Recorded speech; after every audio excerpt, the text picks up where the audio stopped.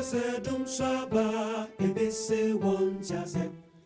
Sekasedum Shaba, Ebenomo say Debbie, Suanoba, Doom, So, Doom, Shabo, Sekasedum Shaba, Ebese one Jazet, Sekasedum Shaba, Ebenomo say Debbie, Jedum sorry, every say as it. Ejumemo, Adisumu, Rehawa, Maima, Nansuanoba, Doom, So, Doom, Sabo, Sekasedum Shaba, Ebise one chase, Sekasedum Shaba, Ebinomo say, Daddy, Jedum sorry, every say as it. Ejumemo, Adisumu, Rehawa, Maima, Nansuanoba, Doom, So, Doom, Sabo, Sekasedum Shaba, Ebise one chase, Sekasedum Shaba, Ebinomo say, Daddy.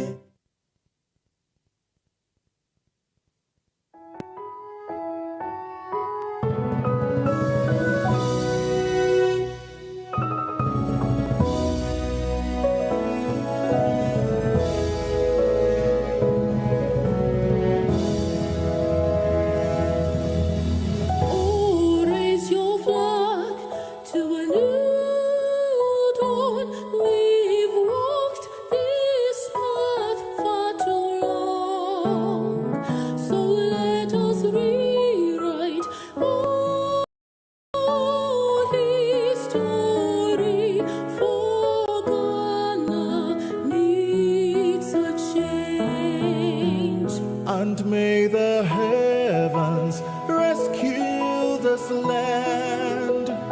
We need a man with vision to lead. John Mahama is the man for us. Oh, Ghana needs a change. Mumbai is sorry.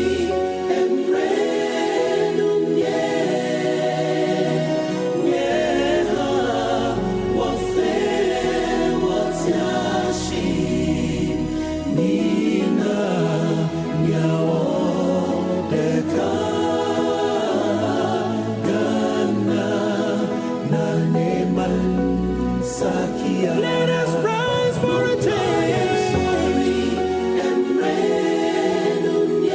A voice for Bahama is a voice for Ghana. Ghana needs the best thing.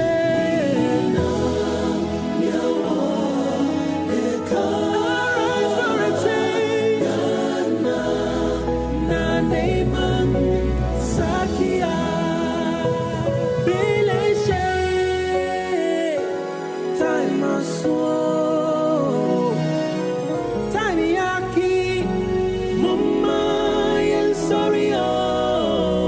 John Mahama is the man for us. Oh, Ghana needs a change. Let us rise for a change.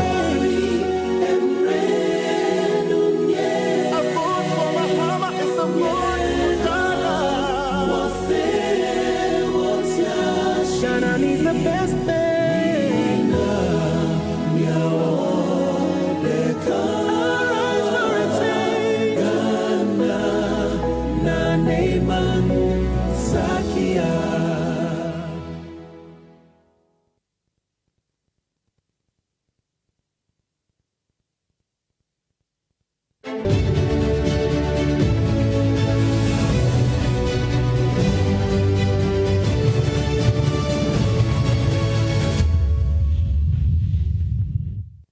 Daddy, I think it is time I put my business plan of opening a snack bar into action. Really? But why now? Why not now? I have been paying close attention to John Mahama's 24-hour economic policy, and I think it is really going to boost the leisure and hospitality industry. You know, when people go to work throughout the day, they would definitely need something small in their tummies, and I'll be there to serve them. But I thought I was the only one who listens to news in this house. No. Says the man born before computers. Tell him. See, we have the news right here on our phones, and we are keenly following John Mahama's 24-hour economy policy digitally. Digital man. Yes, I mean this. Yes. And one thing I can be sure one. Since the launch of my online delivery system, things have really been picking up, and it will be great to have the support of the government to grow beyond the borders of Ghana. And with a 24-hour economy policy, government will be able to provide an atmosphere of improved security and public safety, and also a well-regulated and monitored private security to facilitate round-the-clock activities to make it more safe for us to serve our clients no matter the time of the day. Well, for civil servants who work with the passport office, DVLA, customs, ports and harbor like me, running the 8-hour shift system will help relieve the large customer traffic we have to deal with within the current 8 to 4 p.m. system. We can effectively serve Ghanaians and foreigners within the shortest time. Hey, madam, I didn't know you also pay attention to the 24-hour economy policy too. It is what everyone is talking about. I will be glad to work in the afternoon shift than run off to work in the morning. I leave that for the younger generation. You're really too old for that. And old boy, what are your thoughts? Well, I will take advantage of the tax exemptions, the cheaper and reliable electricity, and more importantly, the government's support to scale up my juice manufacturing company for local consumption and for export. Look, obey a pinso or chrome. Please obey. In a 24-hour economy, is it? You know what to do. Vote for John Mahama, the nation builder, and the NDC for a 24-hour economy, a Juma Pound.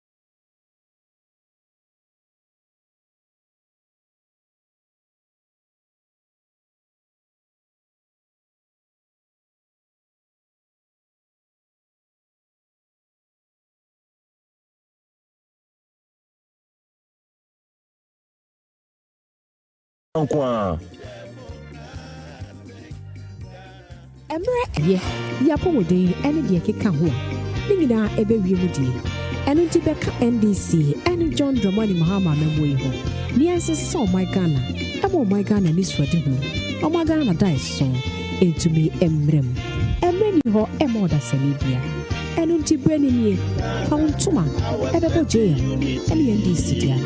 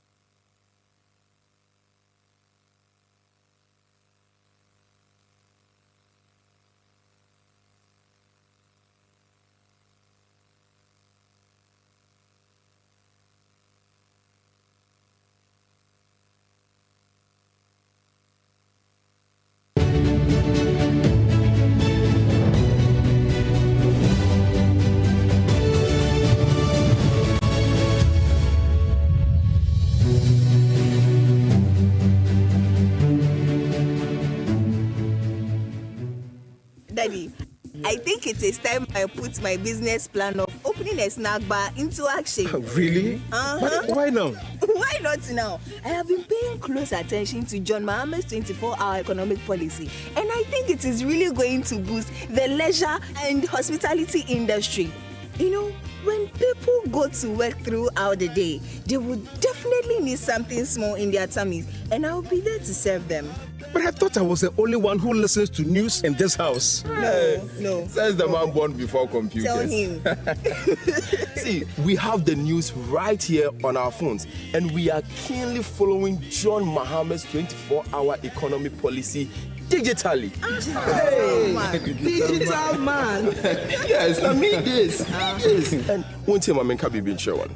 Since the launch of my online delivery system, things have really been picking up, and it will be great to have the support of the government to grow beyond the borders of Ghana. And with the 24-hour economy policy, government will be able to provide an atmosphere of improved security and public safety, and also a well-regulated and monitored private security to facilitate round-the-clock activities to make it more safe for us to serve our clients no matter the time of the day. Well, for civil servants who work with the passport office, DVLA, customs, ports and harbor like me, running the 8-hour shift system will help relieve the large customer traffic we have to deal with within the current 8 to 4 p.m. system. We can effectively serve Ghanaians and foreigners within the shortest time. Hey, madam, I didn't know you also pay attention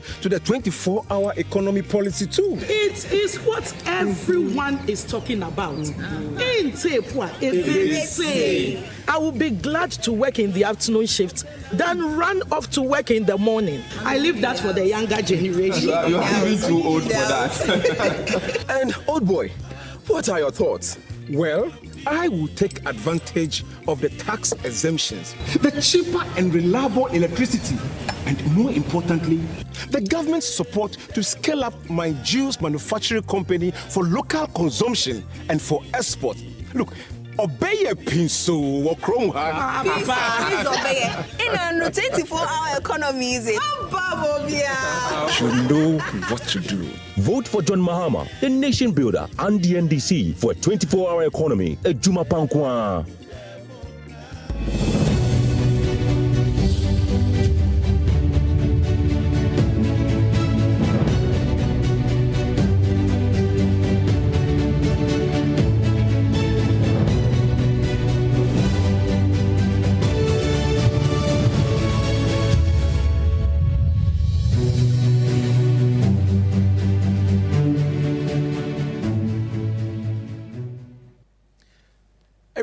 Adeshemamba, imubia adwo, imubia kwaba, eba NDC 360.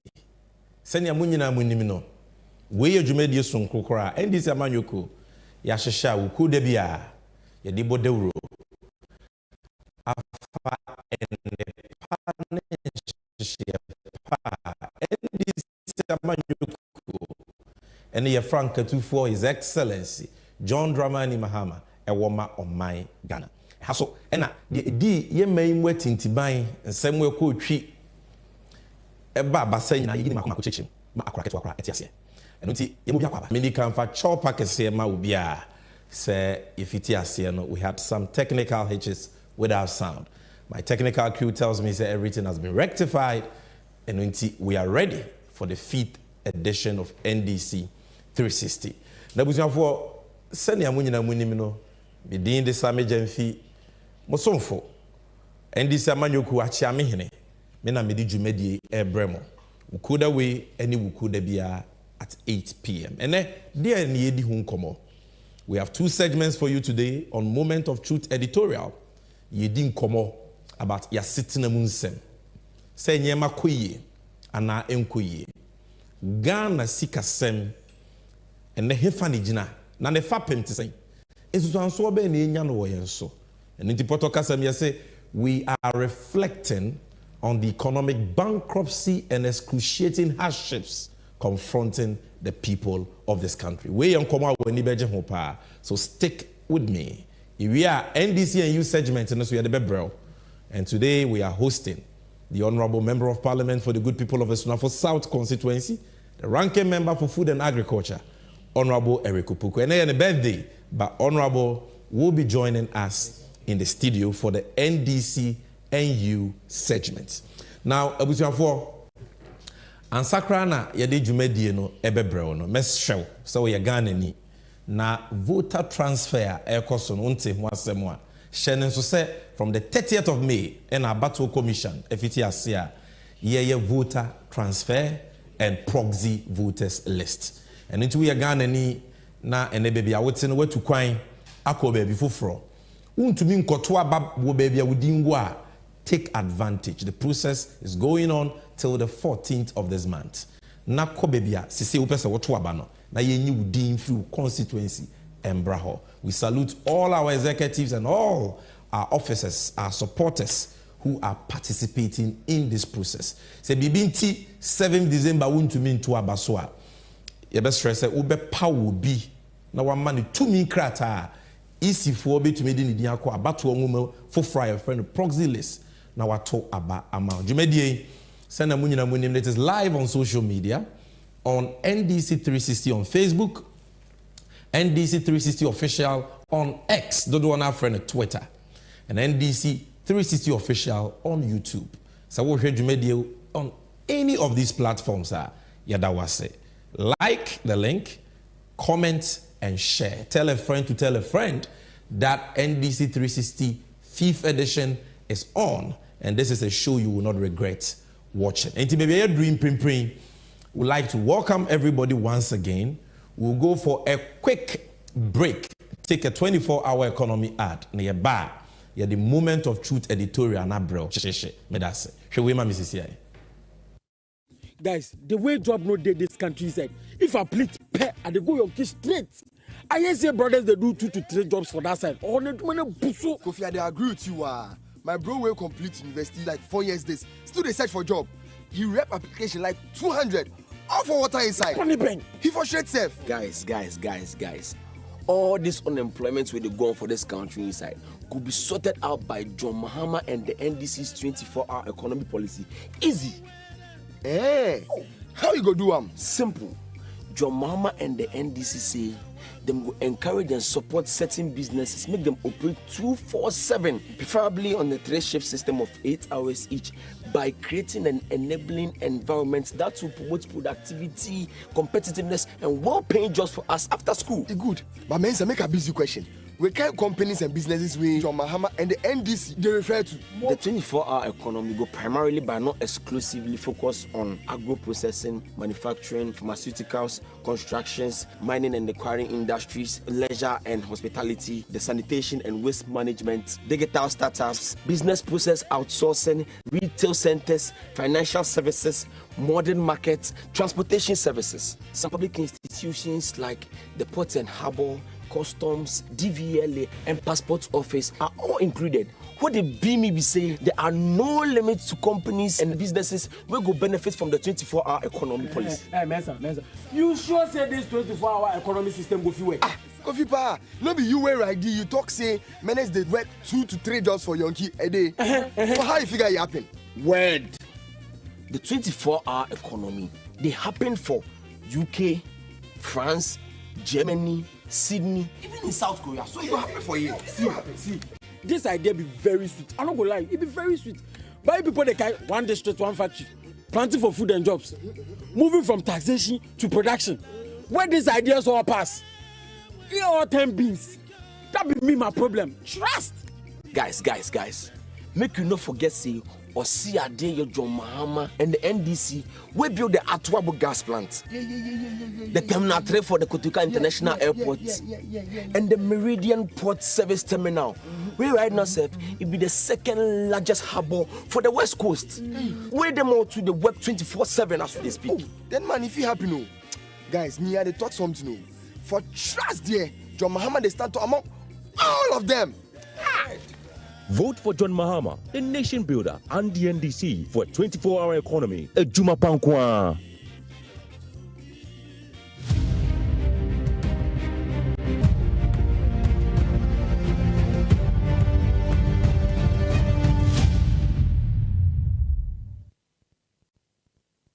Abusiafo enti emama kwaba we and kware mre. This is the moment of truth. Eha en ye nya abotre. E de no krensem a efa ye man Ghana ho. E kwan aban wote so yi ebu oman no. Na ye yi nsem no mako se ne be ya akraketo akra betumi atiase. Here we serve you with the truth and nothing but the truth. And then komo ya ye ba bedi efa me no mi no ho. Efa wo ma ho. Efa wo nananom ho. Efa ye mampo a yenyan wo mo ho. Efa ya sitting mo ho efa obi a ho. Nti for so fem me kakra. They said the media come out here no. We are talking about the reflections on the economy, on the economic bankruptcy and the hardships facing Ghanaians, part 1. And ne ahochra ewo ye memo. Abenedi Ghana for FM. Esu a yesu. O mai sika semo a enne bibia tete apansam no. Ehun komo a ne yedi na we ye ne fa edikan part 1.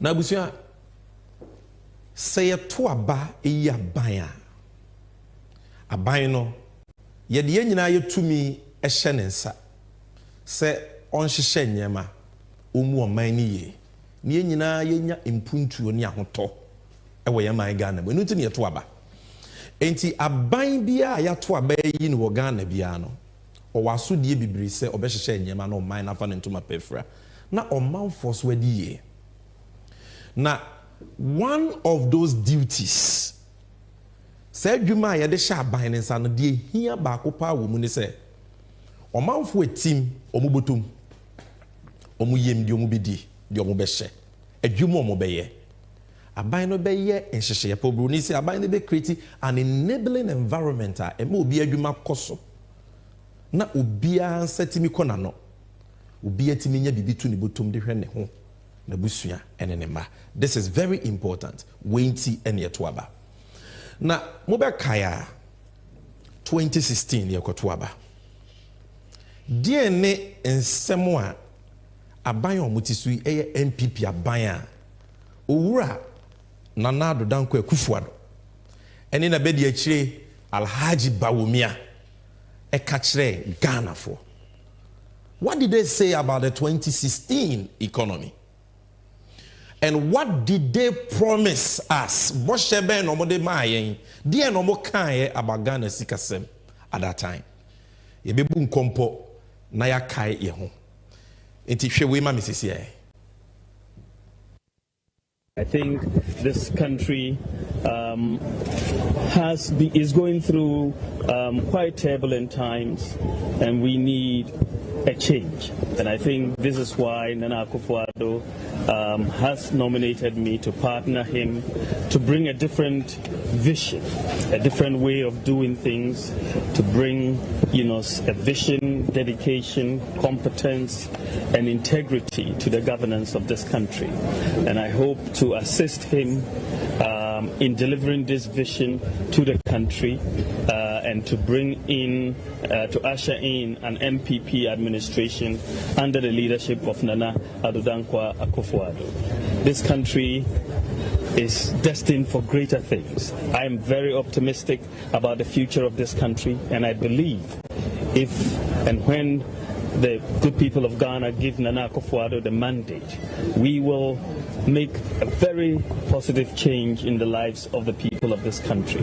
The suffering that the people are going through at the moment under the administration of the current government is quite needless, and we believe quite strongly that with the leadership of Nana Akufo-Addo, we can make a change in that particular situation that many Ghanaians find themselves in. So I humbly have accepted this nomination, and I hope by the grace of God to do my utmost to help Nana Akufo-Addo deliver this vision and to help the MPP get elected in 2016. I ask all Ghanaians to come aboard this train. That is a train that we will lead. This was Alhaji Bawumia in opposition. Emra no mampenye Akufo-Addo aboni dia paw ne se omeboa no mumu o man Ghana. Se o Ghana for wa ho chirem.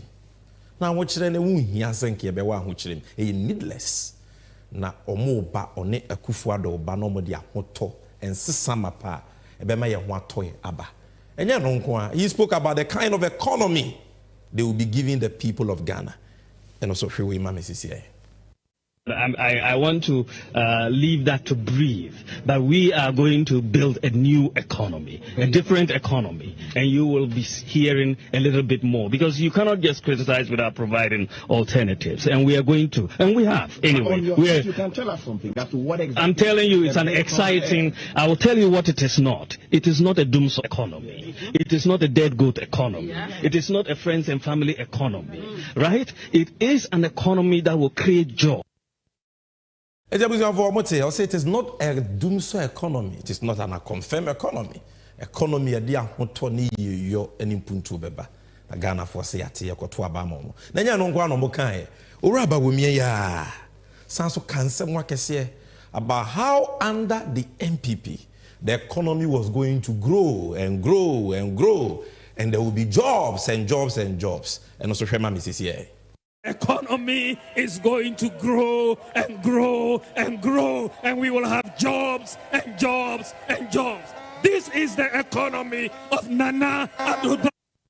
Abusafo eno na mote no masumu nti ene ye baba behwe se sa boshe no mo de sheye no ensem wa kese a mo kan ye no ensem wa na asikyire wom ensem wa na ewo wom adokodoko nsem a se bi mpreduasa uko nwuram ko ka kire boa mo ti akro bedi wachi afi nwuram abafie ye o mo ka kire Ghana foi ene akosi sen ye hwe economy no. Come with me. What do we see today? We had picture here that screen you see here.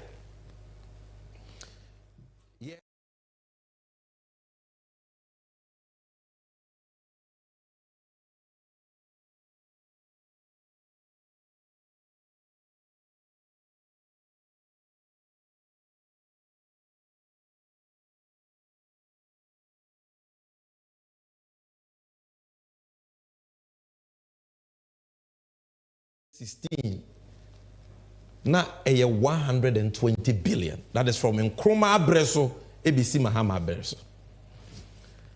And they Ghana could do 658 billion. I can't hear 650 billion.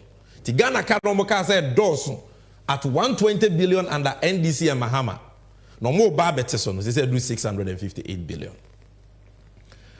Sir and Brana Yura Mahama Tia Kunyaso or more Kasan Seminano.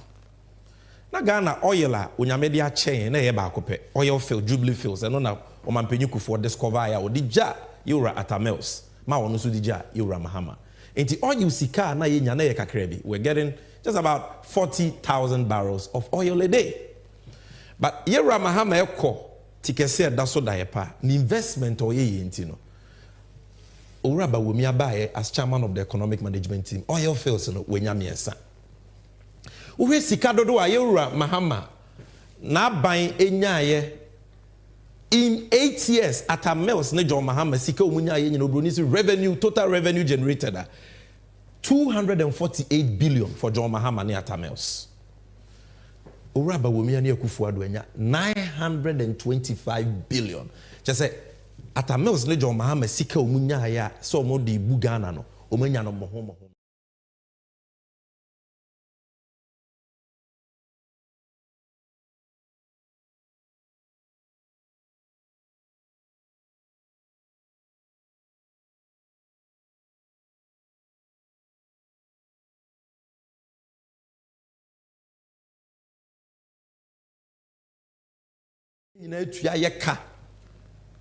Ama yenya 44% of yesika ewe chiri.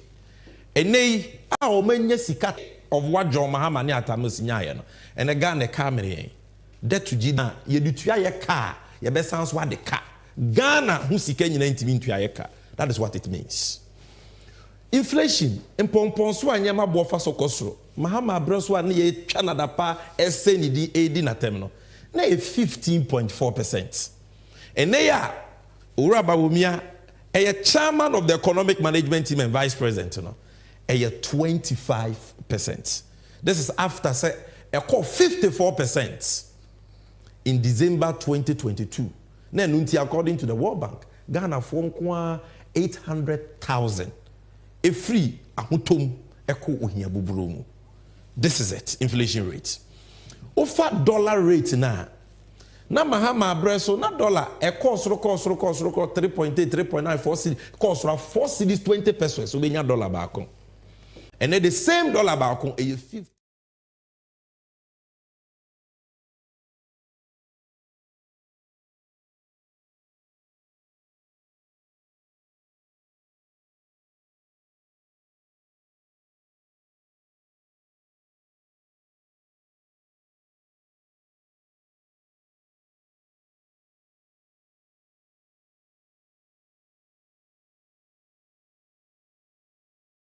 Ebiem yewura mahama abreso na ye koje bosia.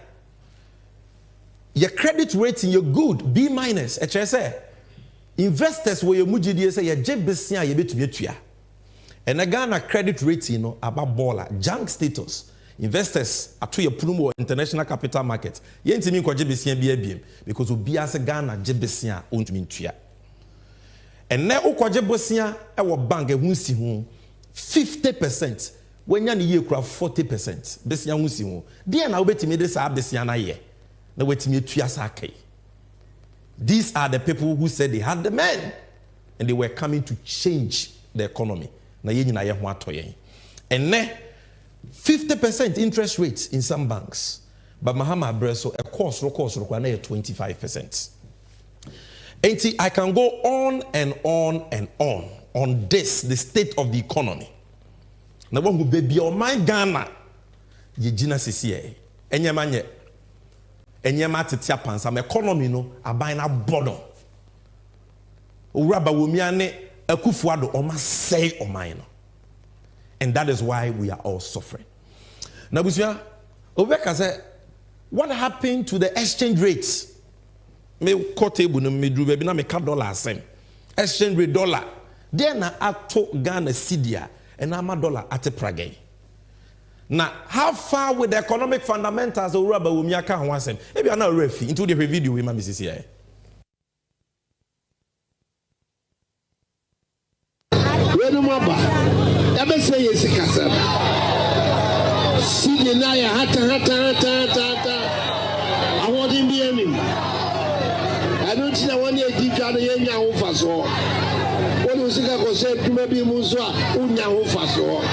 Because Sikano Emunyedu. Nemonia Juma Kessia Babaye. The Baba says near the Celia Emu do Nawani Dijano, when your home fast or whatever said Mamufa, when your home fast.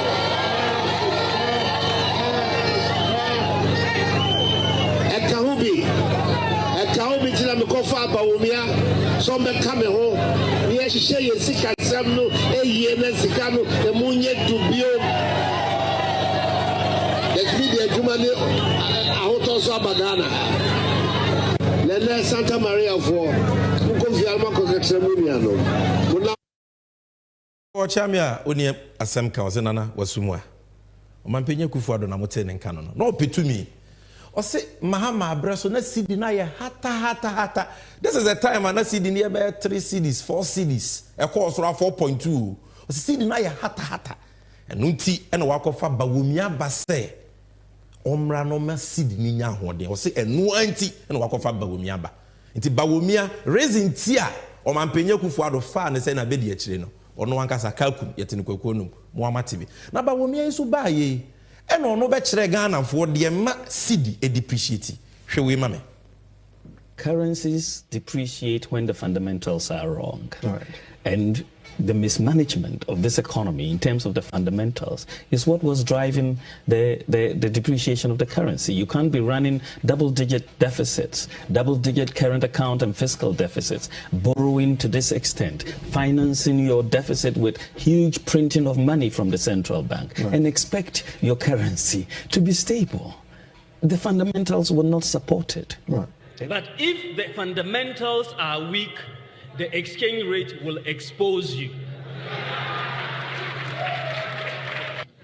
The type of free fall that we are seeing with the cedi exchange rate is a vote of no confidence by market players in the management of the economy.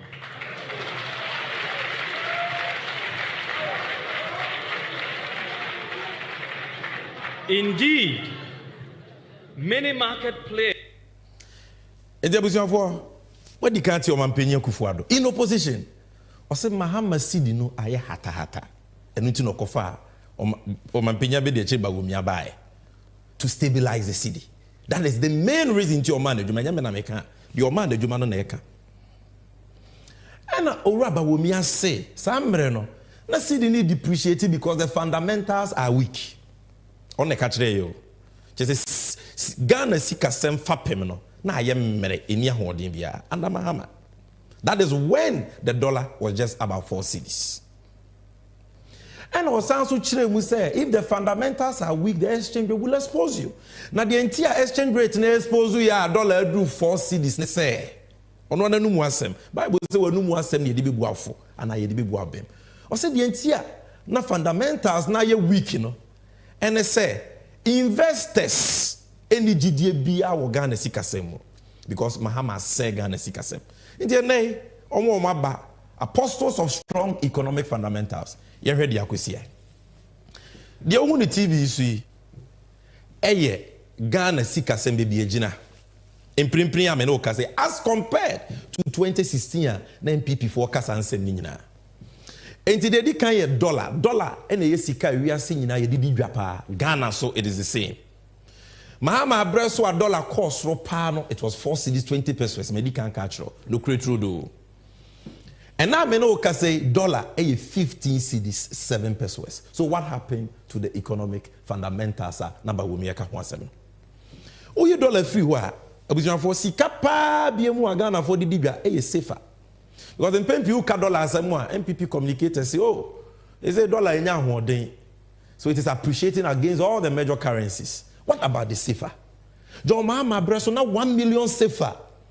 Ukita 6,000 cedis. Titisikano 60 million. Now 1 million CFA. And then ya pape uraba wumia. Or no okaso very strong fundamentals or buy. And then we pay the same 1 million CFA now. I just okita 26,000 cedis. Titisikano 260 million. Judge it for yourself. We are NDC and NPP. Mpenyi si di odani jemuno. Oni ni dinsi ni shishinefa. Enti kano kreno. Se ne bosheno we this one awuniso. €1 under President Mahama Breso na 4 cedis 70 pesos. And they are saying €1 70.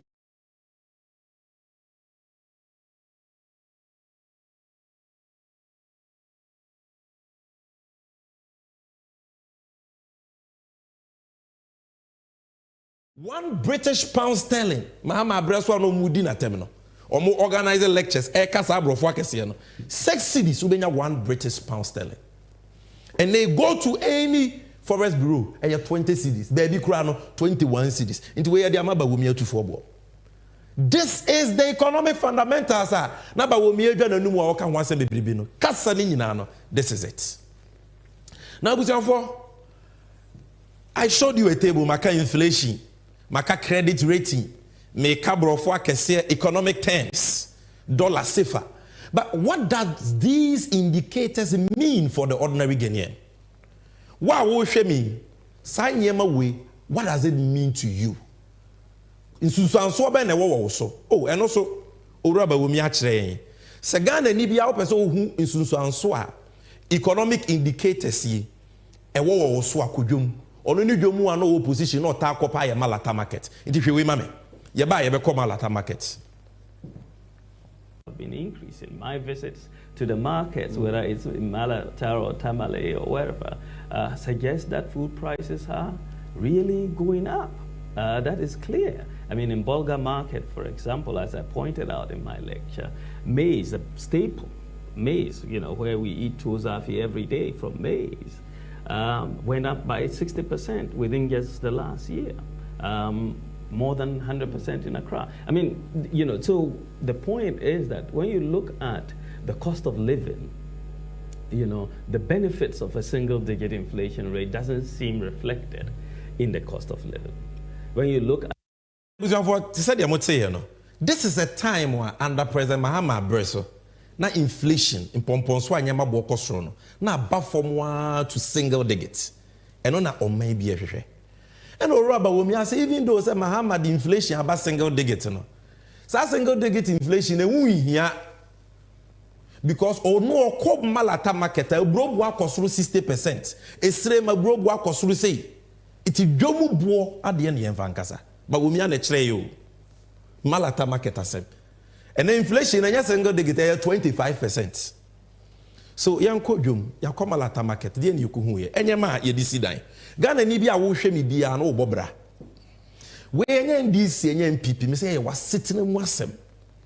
Oh bobra, na the see when this one say. We hear Juma or someone who move free na wunya bibi kakra. Who bet me the aye Japadi bi. Why are sitting and where near Japadi? Every Ghanaian young person aspire or must aspire to build. And the anyama bo anyama ye disi dine bo to say. Where iron rods okomala tajomwa ba wumia favorite markets. 2016 iron rods were 16 mm. Near ton 2,800. 2016.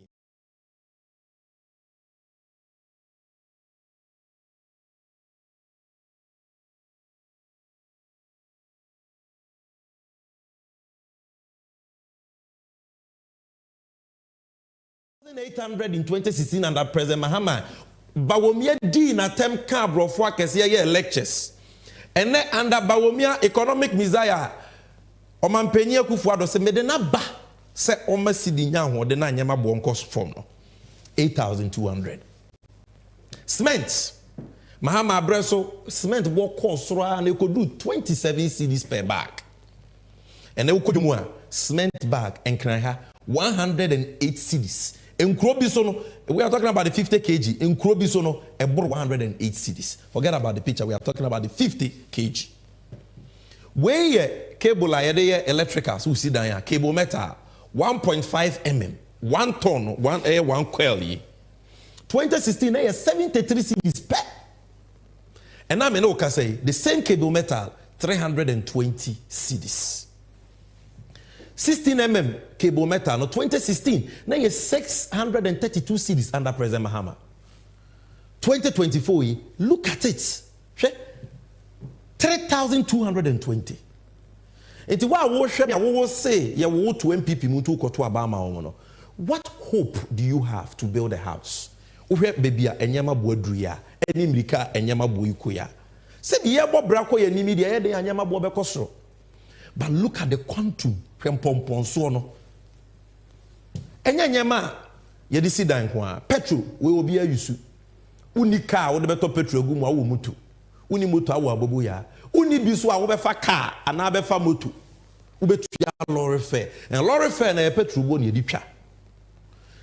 NDC address 1 gallon 14 cedis. They say Mahama team wedding. And they said all those things you have watched. And they say 65. Even some of the filling stations are 67 cedis. Look at the quantum leap. And then petrol no 1 liter. It is a fried oil bottle. Nibwe denche Mahama gallon. Because fried bottle liter no, they say 14.85 under Bawumia. But under Mahama na eno ye gallon bo. Yet ye say Mahama kwa se unima mamu oye incompetent. We cry now rewana busi for we sanitary pad. Gana ma mo hweme. Ye making e ye manimu asemwa. Oba bia onyame aye ne se bosumi bia no. Ubegubra. Until you will need this. I just oba wa fa fru and now oba wo how binti untimi engubra. Ya sanitary pad 2016 near toba ko bia 2 cedis 50 pesos. Malata market. Ba wo mi adwom.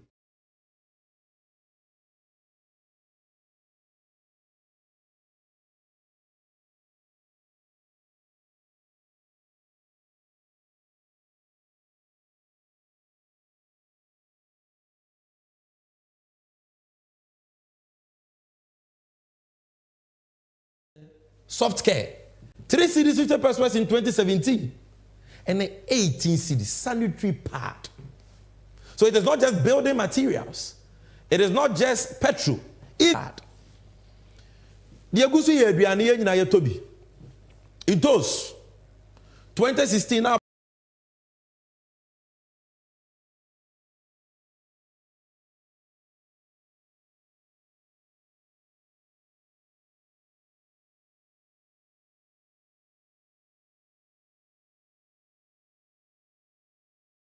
Domien Obroni ba krom wo se ye fra sikampo ano Gold Coast ye wasase pa nsuo to ye kua baby antos ni je na bu aduru after promising planting for food and jobs. Gary lo kani o Gary boys e de be wo beans na tu amomadi and on the be trust tokens for school muso from 5 cities in 2016 to 30 cities as we speak e wa Accra e bia ukrom de e betumi awo form kakra ba Accra 30 cities. A bro bag kesiye no 170 cities under President Mahama yesi ni timu edi onima mamuo and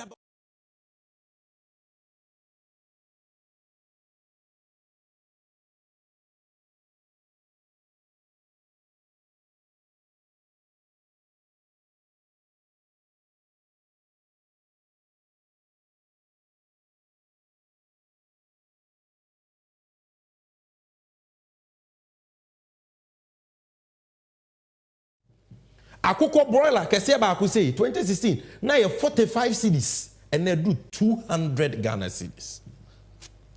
And katie one paint bucket na 30 cities and then 180. We dey need na into munu 30 to 180. Cause you create under John Mama 12 cities and then baby 65 opa kesiye na. Komo kusua ye ben no ato aduane so adi. Ade and they want to break the 8 with this. They say it is possible. Yes, it is possible for onion buckets to move from 15 to 80 cities. And it is possible so do 2 more movie more. A between 100 cities I 200 cities. That is what they mean when they tell you it is possible. It is possible for them to increase and I'm a mamu phone or mubu. Now for Eduane na dokron enkran dokron Mahama Breso na ketwa no 1 cedi ene 4 cedis de na Mahama Breso size kese na benya no 1 cedi 50 pesos and 5 cedis and enkran dokron ye boss 6 cedis and 7 cedis even in Accra bayre ponompo de bobo from 5 cedis back and 30 cedis and more and na obehwe Gino rice 5 kilo Mahama Breso na 25 cedis and 185. Emo Lele rice Mahama Breso 18 cities and then 125 cities.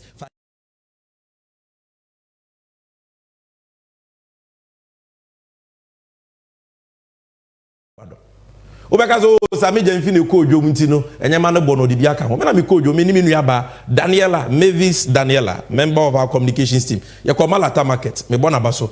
But se woni bi be de achinya hwede da so ye we de efri multimedia o Joy FM ene omo stations ne guso no omo so akodwom entos adaka kese no de omo so ko hu yeni omo se January 2024 ya we de 2016 na entos adaka kese according to Joy na 1005 and no raba wo mi ade akọ 6,000 60 million to 70 million entos adaka kese. This according to multimedia.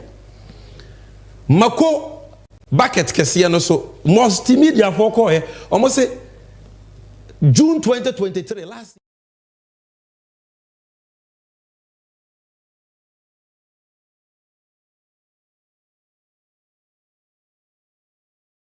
year of the counter medicine where a F-pack tablet 2017 they 50 pesos and they 3 pesos we look for tablet and the malaria drone na 2017 5 cities adro no say do 30 cities under Bawumia. We mojadro ferroglobin syrup and Mahama 30 cities and 100 cities. ORS they will mu twa wo so abekwa akoto no so Bawumia e de free 40 pesos to 2 cities 50 pesos. Ko kwaye okoto ko adro so a anoso cream 2017 4 cities 50 pesos they say 118 cities Cocoa Cavidelo and also another cocoa yes blood pressure drew from 15 cities in 2017 to 15 cities to 261 cities in 2024. Fox Ziga, 70 cities in 2017 year and 840 cities. Just look at this. And you want to vote for these people again? Now, go back to fire saying. Now, for yes, and your daddy Jemuno. Is this to be on the name saying Shenefa? Yeah, NDC Amanyoko Yoko Jom Diako Huni. Now, there na Jom Fuankasa Soka. She we man here. Previous na bona esi ho amusimono. Anka be 2.5 and 300. Na susisi na 9 million. And now transportation na akosro nti na sisi enso first na kawe ye bebo na bebre si ho na sisi we ba ko 5 cedi ana nketu anu myensa 10 cedi sa na ye ni sisi ya enti nyama no no boye de enti sombe bibia fa homa ya ebebo ye sifa no so kwa na ekosro eko a atachi bibia enti amanyama no bua na ekosro sisi a ntos adaka 7,000 Sana eton. Adin su ye shen su ayen to. Uba shen to fitana pasa on ton shi. Fitana pa ma ba me to ade mpo endu 100 cities. Akita ma ye hwewo. GM time na ye ton tos ne na enye sewo. Intos indu 2,000, intos indu we mpo endu 50 million po. It is a we say na intos edu. Intos edu 7,000. Look of ba man omusro. Omuso omun tomato. Na intos ni sisi ono mo. Fitana pa ba betrasisa. Uko so better lorry fe. Ukita ma ofia obehwe. It ye bro. Ye branca samanu ye bre. GM ye hia o. Ye hia wankasa se bra. Na ye bre. Bibia boy, you say Bibia boy ye din amaye. Yan to me talk. Say for Bibia akoso, dollar so akoso. Yan wa tre ye, yan to me ye yan wo hwe. Uba market for that pa, o didi once be. O didi bio. Amo ba ko no ye 10 cedi, 4 ye 40 cedi. Tini po. Na busia for ene da ho no. These videos we have a lot of them. NDC 360 akojom, die jom for ma, die ma menom, die nua ma. The in subsequent editions. This is just part 1. We bring you a lot of those videos. Whilst you can ask them. And that wow cry na utu botomu 20 you know. Said the Americano no create do na there be any. Now Obibeka say, how did we get here? Day and on my Ghana. Itimi koda amna donku wimo. Aye na yesika se nyina tetia pansamoa. Otonwa yento. Ufria yentua udon sa show botomu a ensi hwe so adentia eyenye ma nan ya egu screen yisu dey can reckless borrowing besia aban we abo yetu omofo mu ntie no mo brobosia enega na ka kosoro amene ya yentimi ntua ye ka no na ama enu nti obi ani gidie we yesika semu no eno na ama yesidi na ho oden no atofom kra. Say Ghana ahochire aba. Excessive taxation. Etimodern taxes are owura ba wo mia. Ene o mampanya kufu ado asesa agu yeso. Titiru enu nti na wo bere no. Reckless spending, sikadie basa and corruption and profligacy. Katasheshe green. Pesani kumunya chronofita. That is the reason why we are suffering. Na mamenka eka ne ho asem kakra besia obeka ya oraba wo me wadi Ghana for bonio adokodo consem. You remember what he said about borrowing? Say Ghana ye wo sika ya tisika so come there. That is what Akufuado said. And Bawumia said eni say ye mo besia mpodi ye kwan ye to ye roads na we can get money to construct a kwan ye hia wo Ghana nyina. Wo de hwe video e mame. We don't have to borrow money from anywhere. Just toll the various sections of the road and we'll raise the money to do the roads in Ghana. And that one also, we don't have to borrow. We just have to toll. And just say, one toss or more and this is paragraph 99 of the Auditor General's reports for 2016. On the consolidated fund. o check paragraph 99 Auditor General ma uhu a car na Ghana de asa 2016 Mahama eko into we my mouse source Auditor General's report paragraph 99 you can go and check na Ghana ka de ye de no domestically Ghana for ya je omo besia wa ha through bonds.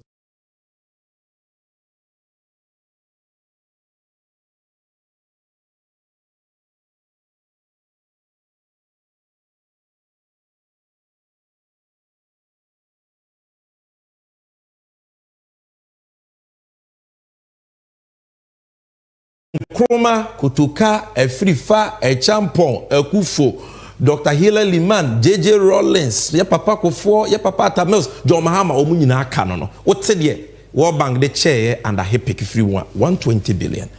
Now, and about Womia, or say, Nisi a Bob Bessiampo ye coin, a Canada saying. This is Ghana Web, 25th May 2024, and a Bank of Ghana the way by. Ghana's public debt reaches 650.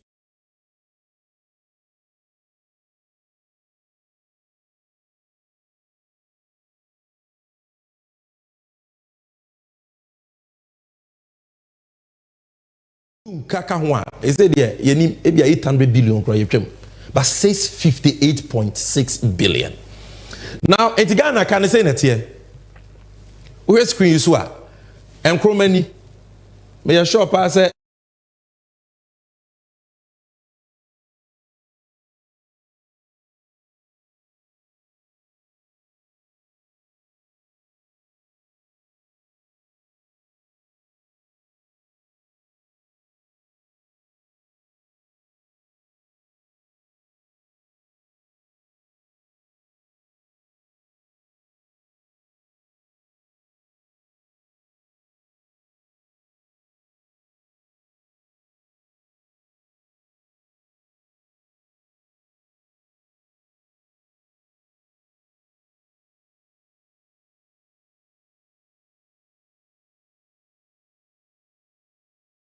Do I get 30 million now? Ghana any aware me, including MPP, including Oba, Wawoneng, Obi had the cut 22,000 titikano 220 million. Oka wo de no no. Na bisa said, "Dear na mind you sika we ya when ya so mfaso a wo de saka buburu we." Excessive taxation. Aso mo kan nsem wo mo kan ye. Ye de me ba ye me kan hwe nso ma no. Asem wo amaka bia me tu mire na ma kire osie na mama obi adi. Ye nkɔ hwe de ba wo mi akan ye. And Mahama I will say, Mahama Timu, the taxes are banned, the taxes are hurting the economy. And then you can about moving us from taxation to production. Producer, give me those two videos. They are hurting the economy. These taxes are hurting. And therefore, you are not going to get the growth. And when you don't get the growth, you will not get the revenue. And when you don't get the revenue, you go back to increasing taxes to get the revenue. And then you are in a cyclical downward spiral. And so they have it wrong. And we will change that particular policy.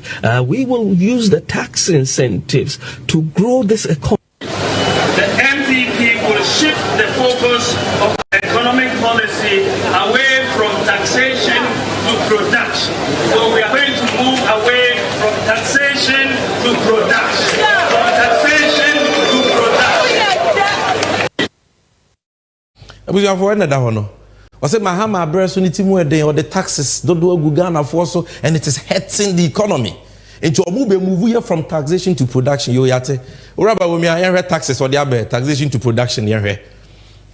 Dedikai COVID levy. This is the only government. Why will show me? You can check. We are seeing na check say yare boni coronavirus e babe kum nipa no. O mind ben ene de yare no adane tax eto boni ato ne manfo so say. Te senka malaria. Yes, you malaria levy. And our HIV levy, and our cholera levy. Where the COVID-19 levy, check. There is no country in the world. I just allege by Wobia or promise to move us from taxation to production. COVID came since 2021, 2022. Yeah, that's what COVID levy be seen there. This 2024 you move, and yet they continue to blame COVID now or more who levy aba. And COVID levy is when you COVID levy on VAT flat rates of 3% into a never flat rate of 4%. COVID levy on national health insurance levy of 2.5%. And National Health Insurance Levy 3.5%.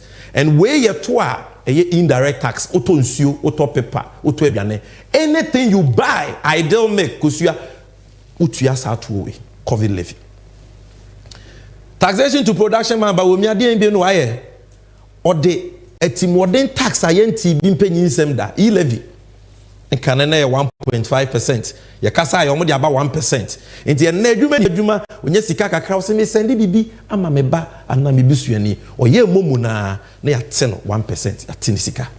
Na ye ni se ye de to so ene oje 1% momo and other electronic transactions levy. Financial sector levy 5%. Boys adwuma ni wo mo bre. Obata bia ni wa opese de bakoto chacha na ne bakotwa bet. Ben adwuma ni wonti dia na akra ne nyonko bokro no. Okotwa match Manchester versus Arsenal, Manchester versus Arsenal no di kakra so a ba wo mi ase me je 10% betting levy. Energy sector recovery levy 20 pesos per liter of diesel and petrol. Eno na ma petrol bo aye dia yentimi ntua no ba wo mi ade aba. Okoto LPG gas so a wasanso we hia ho 18 pesos of energy sector recovery levy. The gas so yentimi nto. Ya san kra so the boiler tax ato petrol ni diesel so enti ene yentimi nto 10 pesos per liter. Yet ye hu bi omode boiler tax na ye efi mineral na emene ye e wo oman Ghana mo 2.5% increase in VAT enti ene VAT akosro from 12.5% to 15%. Growth and sustainability levy. All these taxes on Ghanaians, they said here enwusie mpo ye de to ato so moto abobo ya mahama kambu, all of them car bibia e generating musie bia no ye calculate musie na ye to 100 cedis ye de twaba. All these taxes by a man who promised to move us from taxation to production. You know understand me? Na ade ba ku bia nso ama ahokyere we aba apart from besiabo bebrebe na asay o man izikasem ene etimorden obroni say draconian taxes no reckless spending and corruption. And reckless spending the about women the catch or say Ghana your problem is not revenue, it's about prudent expenditure. Share evidence in the MCCA. Ghana's problem is not about resources. Our problem is the efficient and honest management of the resources. Ghana's problem is not about resources. Our problem is the efficient and honest management of the resources. Ghana's problem is not about resources. Our problem is the efficient and honest management of the resources. Akufuado lecturer, economic wasted. Ose Ghana your problem enye sika do aye nyi o. Na emom kwan ye be faso wa yusu sika ni yi ama manfo enya so faso. Nti ene yemi so raba womia Ghana sika bebrebe na monya no 935 billion in total revenue in only 7 years. As compared to Owura Mills ne John Mahama 248 billion. Wo de ye den. O man penye Akufuado aso e ho no mudi sika no. Office of Government Machinery. Fikesiem ho 2015 President Mahama it is worth 453 million cedis and a call. 2016 or the 718 million and a call in the office of the president as I'm making. Oraba womia on say yen use Ghana sika efficiently or by 2017 or the 1.5 billion a call. We year 2018 or the 1.9 billion and a call. 2019 or the 1.9 billion and a call. Mahama there no 453 million to 780 million. Yet Bawumia says it's not efficient use. Or no, from 1.5 to 1.9 billion. 2020, 4.3 billion. 2020 billion. 2022, 3.1 billion. 2023, 1.4 billion. 2024, 2 billion. These are the apostles of efficient use of the meager resources of state. All the taxes, office and let me tell you some of the things they use the money for. 2022, Omoankasa report on the Parliament, Omanpenye Kufuado office.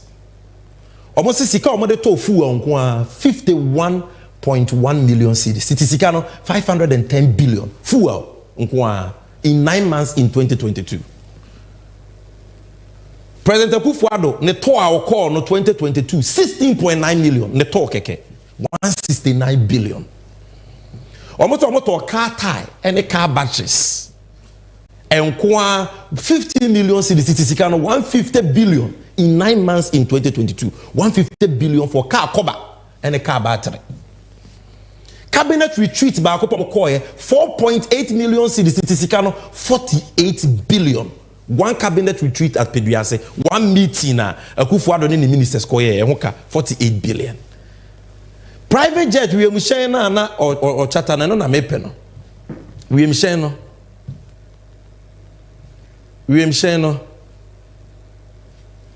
Any we mshena no chata in 3 months 40 million on sa private jet kesiana no chata di tukwano. Titisika 400 billion. This is what they use your money for.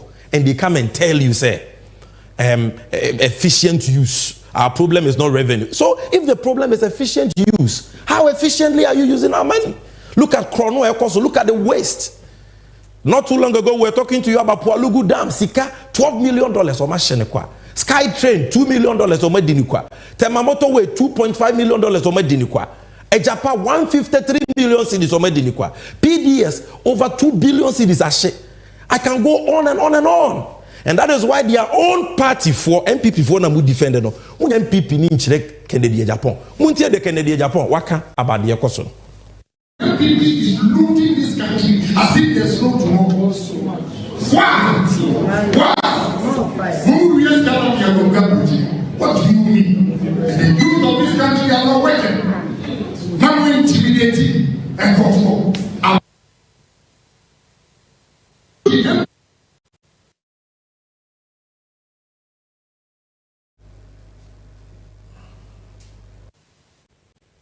What do you mean?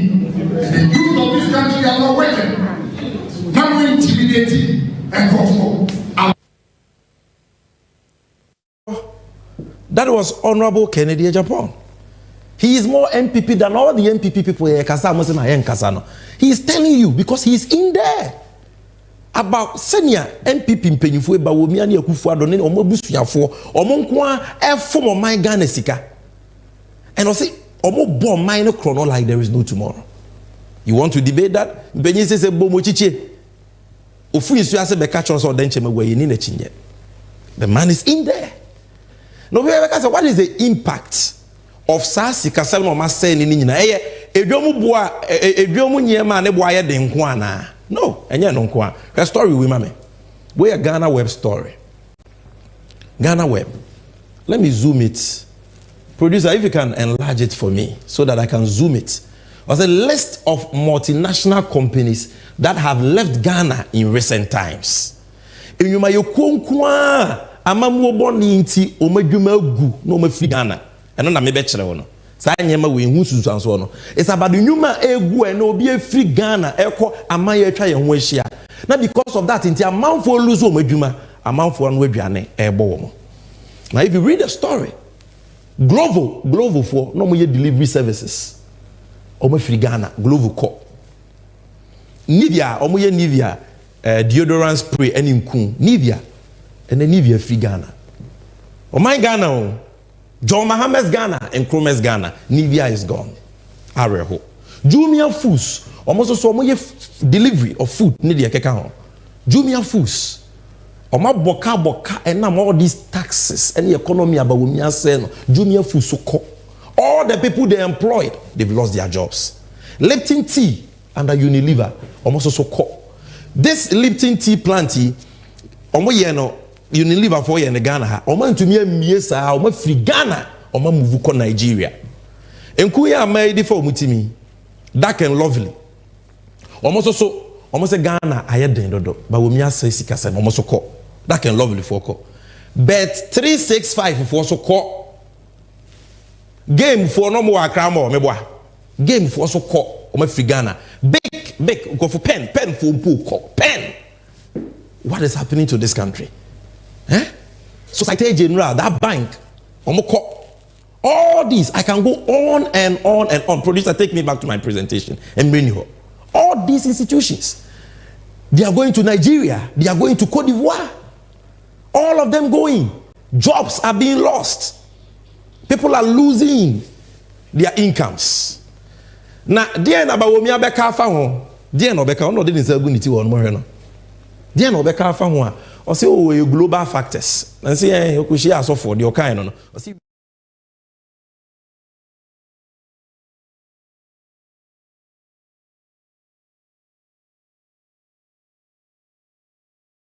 So, as far as the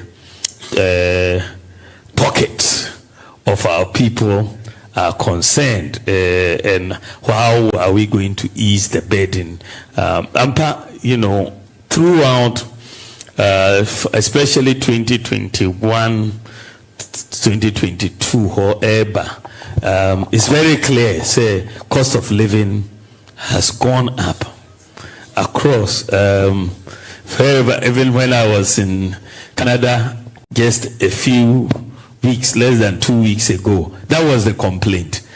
UK, the same issue. We are seeing there's a major increase in the cost of living. Global inflation has increased fivefold, five times. So there is a problem. Papa we pa Obugana for say ya uhuri ya nim kosurana. What say on my Ghana sika after all the lectures, after all the things you said about Mahama, destroying an innocent man, projecting yourself as a paragon of wisdom, the answer to all our problems. We are won say nyansa boa kwa o ma penya kufu adokan o say ba wo mi na wiase mu nyansa nyina nya me dia sheditim. But some problem I never say Ghana sikasem businesses are relocating. Yentimi ntontos, yentimi ntosment. Beka bi mi entia. O say we are seeing na Canada ho kyeraba. A ho kyere wo Ghana ebi wo Canada. Na ebusuafo mo ntwe anya ba wo mi na ka kyere en say. Yem put your destiny into our own hands, yem fix the economy. Now in 2016, how could global factors jump our neighbors Togo and Cote d'Ivoire and come and destroy our economy alone? Anya ba wo mi na ka say. So global factors crowd the NDC can be wasn't no. Today Ghana cedi is the third worst performing currency in Africa. 54 countries in Africa, third worst performing currency. Inti Oman na try en no. Why? Burkina inflation 3.7%, Cote d'Ivoire 3.8%. Togo the same thing. Am I try en no. Omo the global factors no e bien affect Burkina na. E bien affect Togo, e bien affect Cote d'Ivoire na. What is it telling us?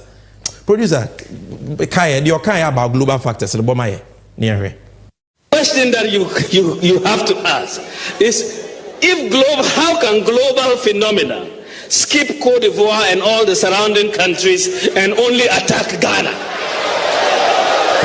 How? How does it happen?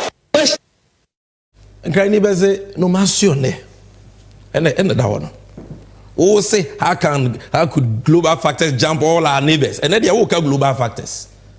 Yet few months ago, so oh, be bad, they are going to turn the economy around. And this is the same person going around promising people. Yebeye say, yes, kwatre kwasi obe mount to mati ni din. Uraba wumia, we twa nkuntumpu ama ne safo ayira ne woda abonte. Enye nne no de adokodoko ne atrosem eba be dada yebiem. Yenim hwekura no yenim se doctorate wa hye de yenim se aben yenim bosha wo hye yensem wa kese o kan ene ne terminal report ne da ho no efin kwa wa mo di ba kumpu na wa kaza wo consider efin kwa. And that is why you must show them the record. I will tell you next week what John Mahama is going to do to fix this mess. That is what we are going to do next week. That is what you are going to do. But before I sign out near the NDC and you na bro no because I will read these videos abradio Omampenyo Kufuado ankasa kan. Emra na dollar every 1 cedi yako 2 cedis. Kufuado told us senko no oye NDC fo a enko obe pagana fo a che say dollar do 2 cedis. No de na konwa to. Watch the video. $1, 1 cedi. In the time of Mills and Mahama, 2 cedis, $1. If I was done, I would say to the people of Ghana, I'm sorry. We are sorry for the poor work we have done. We're going to go and think about ourselves. I say you know enka $7 do 2 cedis intino. Enko be pagana for actual no de konwa na to. Ne dollar equal 16 cedis. We say we should allow you to break the 8. At the Ghana for ye pese ye to abama Nebuchadnezzar or then na ba be see ye kon akunye prepo ana. Why will any Ghanaian do that? And my brothers and sisters, we are not the only people calling for change because Bawumia and Akufo-Addo have failed. Even the MPP are calling for change because they know they have failed. This is Kennedy Japan watching. Tiedi Oka about why you must vote for change. Media no grace in Mumpa and I can Japan or my NDC ammunition. NDC for Muntikuruma. When the man said, when your fundamentals are weak, your exchange rate will expose you. When you were saying that $1 was 4 cedis or 80 pesos, and today 11.5, the rate of depreciation. But the fail one here, the MPP party. But Ebasa digital dia unkase MPP. I know there you take credit. Ebasa bibi nyadi I was now you meet. Please, you see, I don't want individual, but media means so way. Makamachero. I was expecting the year 2016. Oka economy was a year and compensation see our call round to make economy was. He talks about digital. Let me tell you something. Honorable Kennedy Japan that's and I don't know. Or say ba omianam economy no nka ho asem say digital. Na eba economy sikasem na enunti Omampenye Akufo-Addo so far as vice president. No yeah the chairman of the economic management team also know he meet. I know they on nka ho asem. And he is telling you that they have failed. I don't think say we hear any other evidence. About why that anyone is about who you can trust. And me confirm I say nipa will be to me aginedi. The Osia warrior is none other. The be many munyamfo ya na ho fefefe. Be many munyamfo a oda nyame so ne da ye pa. No when this wadi hunu a ode be sese o my Ghana ama Ghana ye krabehwe. A leader you can trust is trustworthy. He is honest and is reliable. And we are telling you to vote for John Mahama.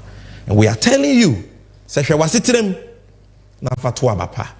The American ye want to she cry. The American utie mama ne say she was sitting. She was sitting. To abapa say ekoye ma wa. To abapa for continuity. But say enkoye vote for change. Nanse samra. To aba ebe ma owura ba wo mi ani Omampenye Akufo-Addo ahu se wo de na da beje 2 million na we ni uboshe so no de anwokyere beto manfo so a the people will hold you accountable. And nti de medija on say hwe wasitinem na to aba pa hwe we ma me ne awie pe a ye the NDC and you know bro medas.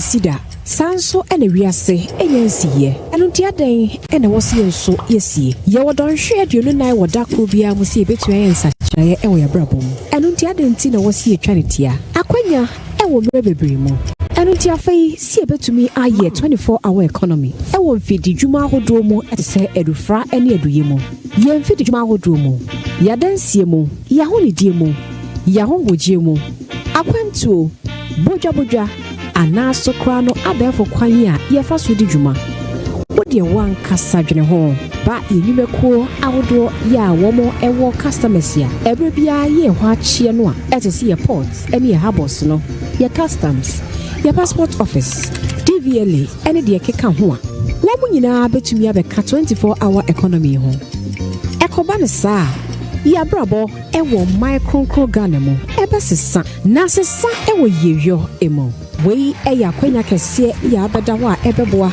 ami improve nyuma afro konanim enu nti brenu anie sa wosie som se kwia ne be se ebe ye adwumaden aboa ama se ni swadi hunu wei abemo na sada ye soe eye NDC amanyuko no ene betumi amana bemo ewo ne ma hodo a ye ede aboa se oh my God mpunto ebetumi eje ne na so no 24-hour economy edimu akotene na beboa ama eni swadi hunu nyina ewie pegi pepepe eba ya densie affordable housing enwumesua entitiye yapo wode ene de keka ho ningina ebe wie mudie enu ti beka NDC ene John Dramani Mahama memwe ho ni ase so my Ghana emo my Ghana ni swadi hunu o my Ghana dai so entumi emreni ho emo da sanibia enu nti breni nie fauntuma ebebo je ene NDC dia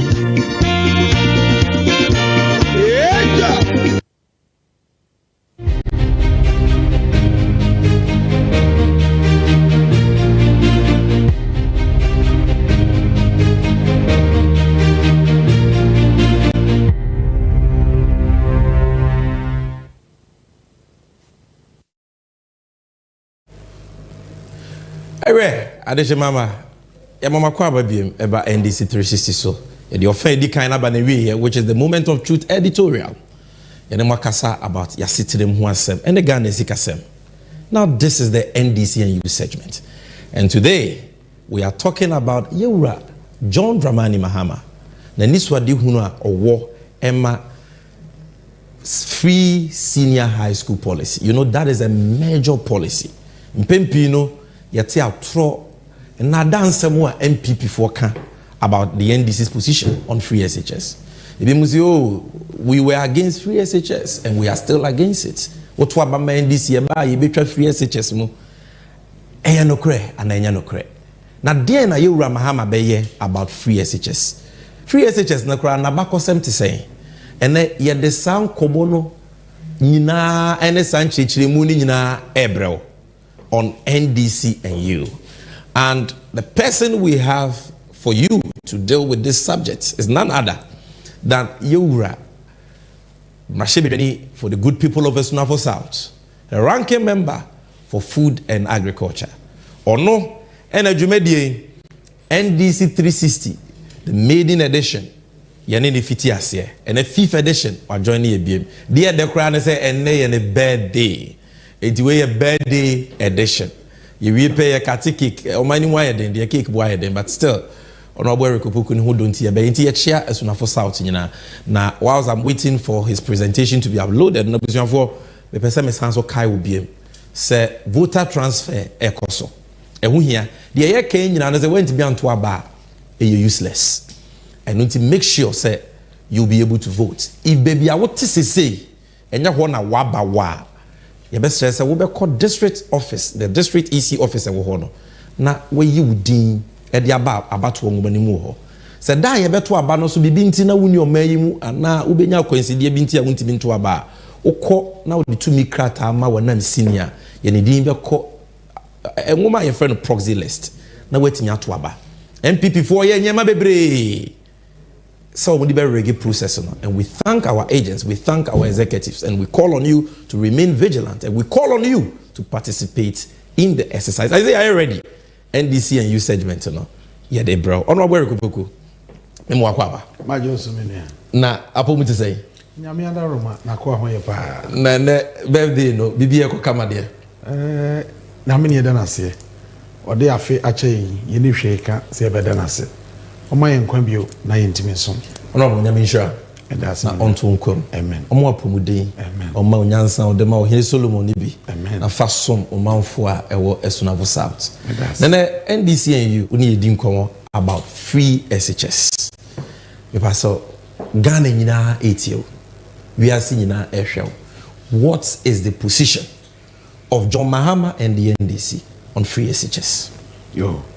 Yeri kameda wase so mama konya ina machia omo ehwe ewo man mu ne achichiri nyina ade ba ko a ehia wo wiase pa aye enwomesua na oman bia ode nwomesua di agro no ne man no so kanko ekechiri enti oman ba bia wo man mu bia no ese wani kɔ oman no enwumasua ho ne senti yewura John Dramani Mahama Ghana mampanyi dada na ni so ade hunu a secondary school a yekɔ ne free wo Ghana no eno ho amane ene ne dai me de ebebo ye nyina na ansa na no mema ya bakosem kakra bi fa free education ankasa a wo Ghana na de kwere se yewura osaje for Dr. Kwame Nkrumah ena 1961 o pass Education Act edeba say under section 21 obi okọ school primary ene sabre ne friend middle school ne junior high school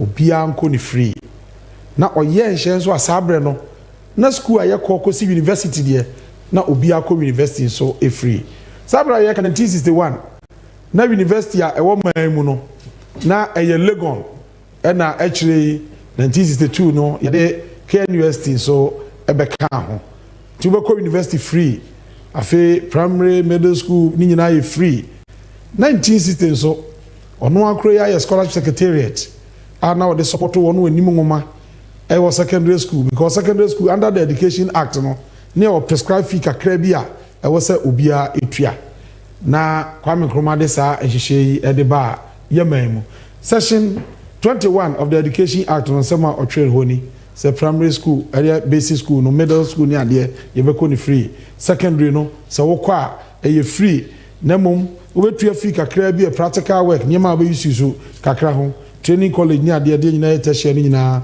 e free na oyesa ehihye no na 1967 obekaya 24 February 1966 ena yewura fifa odituo etu Kwame Nkrumah amamu no eguye na ne kua na odibu oman no ne efre no NLC National Liberation Council ti 1967 no ena Kwame Nkrumah free education or the buy no oyi edi free ehonom na sabra na oyi free ho no owura free fa be omampanyin no ehwa no fa yewura Kofi Abrefa Buzia ena odne chairman of the political committee sabra na so ena ofa Ghana mampanyin ne na Akufo Addo ne papa ena oye no otemuafo panyina yefre no Chief Justice ewo omanmu Editorial Akufo Addo sampani mfuei ena yewura frifa ene wombu oman no ndi se wokọ Google na busa se who abolished free education in Ghana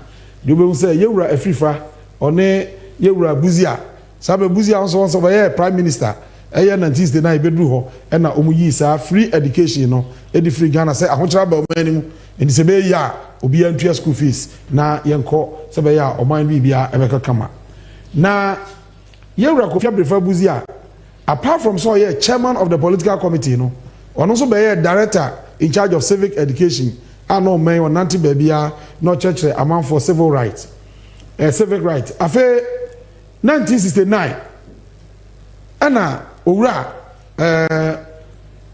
free fire say obe sign the oman no every soldier mamu akokama mika because so e no say a constitution ye dey see democracy no echi eno ne ye second republican constitution into what committee sa committee no na nhwe constitution the Chief Justice Editorial Akufo Addo omampanyin Akufo Addo papa na oka committee no Dr. Kofi Abrefa Buzia na oka committee no sa committee na 1969 constitution to mo twa constitution no omamfa free education no ama 1969 constitution no emu na je say a free 1969 ba no school fees se mo nko a na ye ka no oman mu nti yato aba 1969 wie no yewura Editorial Akufo Addo omampanyin na otia konyosi na nado ne papa ene be Ghana nyina mampanyini ena sabre ne era ne parliamentary system nti de no da aban nanim awa adwuma yemu no yewura Buzia enti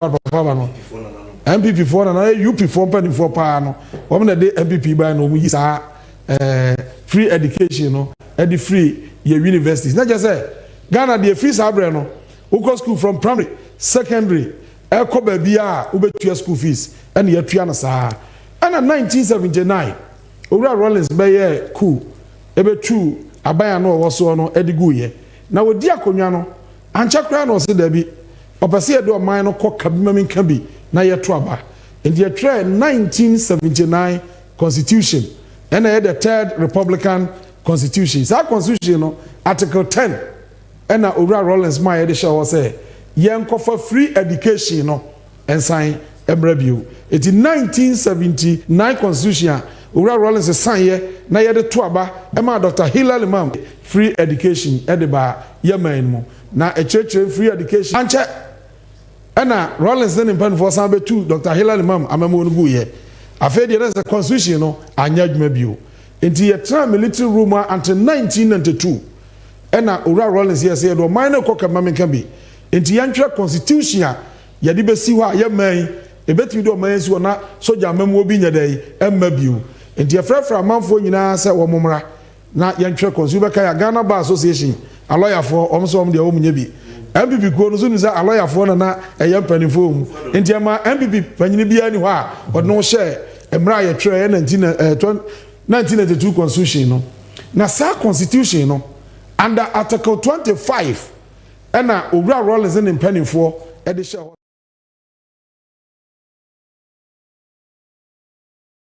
constitution ye fourth republican constitution the na ye de bu man the de to about 1992 ni atremu de abedru ne no article 25 no de share was say 1B yes starting from 1B or say basic education shall be free compulsory and available to all.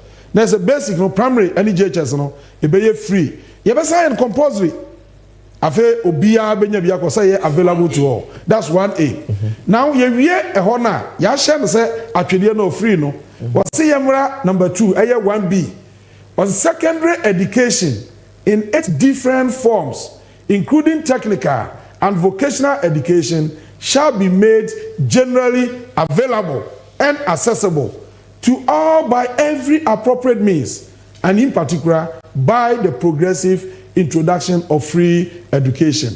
Was this year basic now? Primary JHS and secondary. Now secondary no in all 8 forms. Say technical, say vocational, ni nyina ye be ni free. Nemum answer na be ni free no. E was say aye available, asaye accessible. Available ne say masuku no emu ebua okaso ye ni free a obi abenya bia kwa emfa ha obi anya dai ema afi ma nye accessible say fa nyoma gu akwan so a sa okaso ye ni free a obi opeso okobi bia betumi akobi a ontimi nyi ne ho nya dai emfrim ansa na free no tie haye o se free no eye progressively free to bo ye nhihye nkakra na wo ye ni free a ankofa hawa ama se ne be ya o ya ne nkakra no ubenya foto kese e de asi akire na aka se o ye ni free a obi akombe dey ebe hare no na wanya free education a ohia ni ba osikani ba obi abetumi akobie na ma oman ba bia etumi akonanim na wuwie ho nso a na about 1C or say higher education shall be made equally accessible to all on the basis of capacity by every appropriate means and in particular by progressive introduction of free education. We secondary now, obeko tertiary, higher education, universities, nursing training, teacher training colleges, na and also so why yen na why yen kakra de foto esi akire na fe no so abeye free ama obi aho atoni bi. Afi we school that the sia hodo aye nyina obeye ama no so aye free na obia etumi akobi wey enenia article 25 of the 1992 constitution no e ka kire him na kan say was ye free education so ye mi say hu sada be na ye nhase o di she constitution no amfa da ye nhase anka ho a obia bo say o she constitution meye ye nyeda enti article 25 kire free education e pese de ba no and e ba article 38 of the 1992 constitution clause 2 and the share ho say the government shall within 2 years after Parliament first meets, after the coming into force of this constitution, draw up a program for implementation within the following 10 years for the provision of free, compulsory and universal basic education. Or say a bra the constitution here, man. A day dikaya parliament by a meeting. Ekosi nimfie mienu. Aban bi a wo Ghana konya so bia no obeye program a your friend FQ, free, compulsory, universal basic education. Sa program na be no yanhwe say within the next 10 years sa program no free no be dey e be sha ase. Yet to about 1992, Parliament meeting 7 January 1993. Sadana Constitution 1992 no e sha ase ye adwuma. Ti from 1993 e kosi 2 years there 1995. Sadana Rollins aban na woso. Timra no share no say onya policy framework a your friend of FQ. And why FQ no say so ye we are enya adwuma within the next 10 years. Until 1995 e kosi 2005. Na 10 years na yedey aso. Until 1995 ekosi 2005 wa wudi president bia wo Ghana no sa wo hwese ye be free education ase. Sa anya sa na se 2005 to akonya no so na wa anya free education na what to constitution no we breach the constitution of Ghana. Ti betu do afa mra kwan so na ya impeach you ya jo akonya yedey every wonsam 2005 duru ye no na ye wura John Ejekum Kofo one na ye Ghana mampanyini nti obaye ni wo mra hye badwam eno senia Ghana mra no hye no ba bia ye dusesi a wo se hye free compulsory basic education no ase ena owura Kofo hye free compulsory basic education ase o hye ase no de o ye ne se o introduce capitation grant se sika ye famwa basic schools no ena afi o de ba se sa basic schools ni nyina no yan try say ye be no aduane school feeding na omo anya bi adie o sa aduane na say anche na naban no e free so no owura mess buy no be buy free feeding no school feeding o buy mu se be obi abenya aduane ni bi aye dey adi o buy mu anu school ni nyina badodo na aye dey enya bi na yenya aduane mo ana ode enioma hodo bebre so e be ka ho na niema ono so edebeka ho no ebi ewa ha ebetumi abobo enioma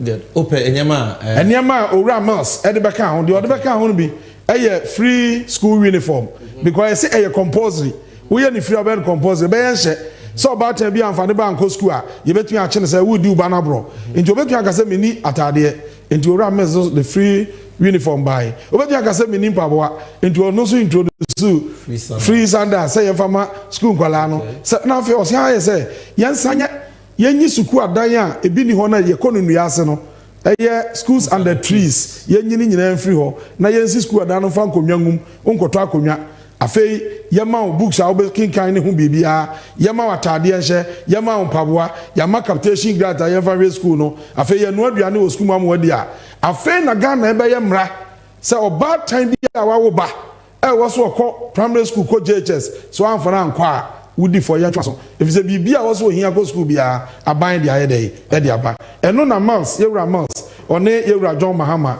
eye ho adwuma ebra yewura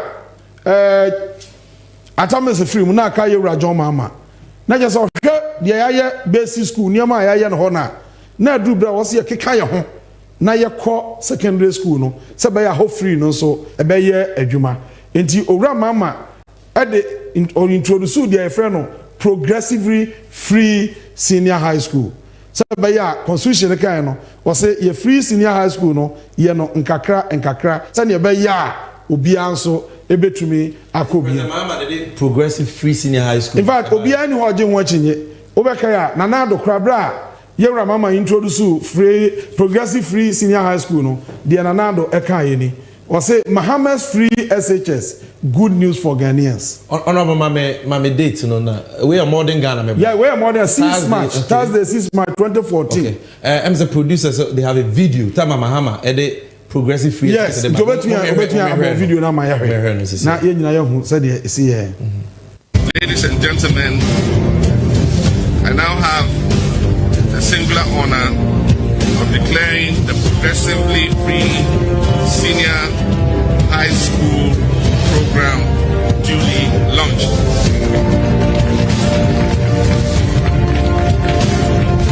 Ladies and gentlemen.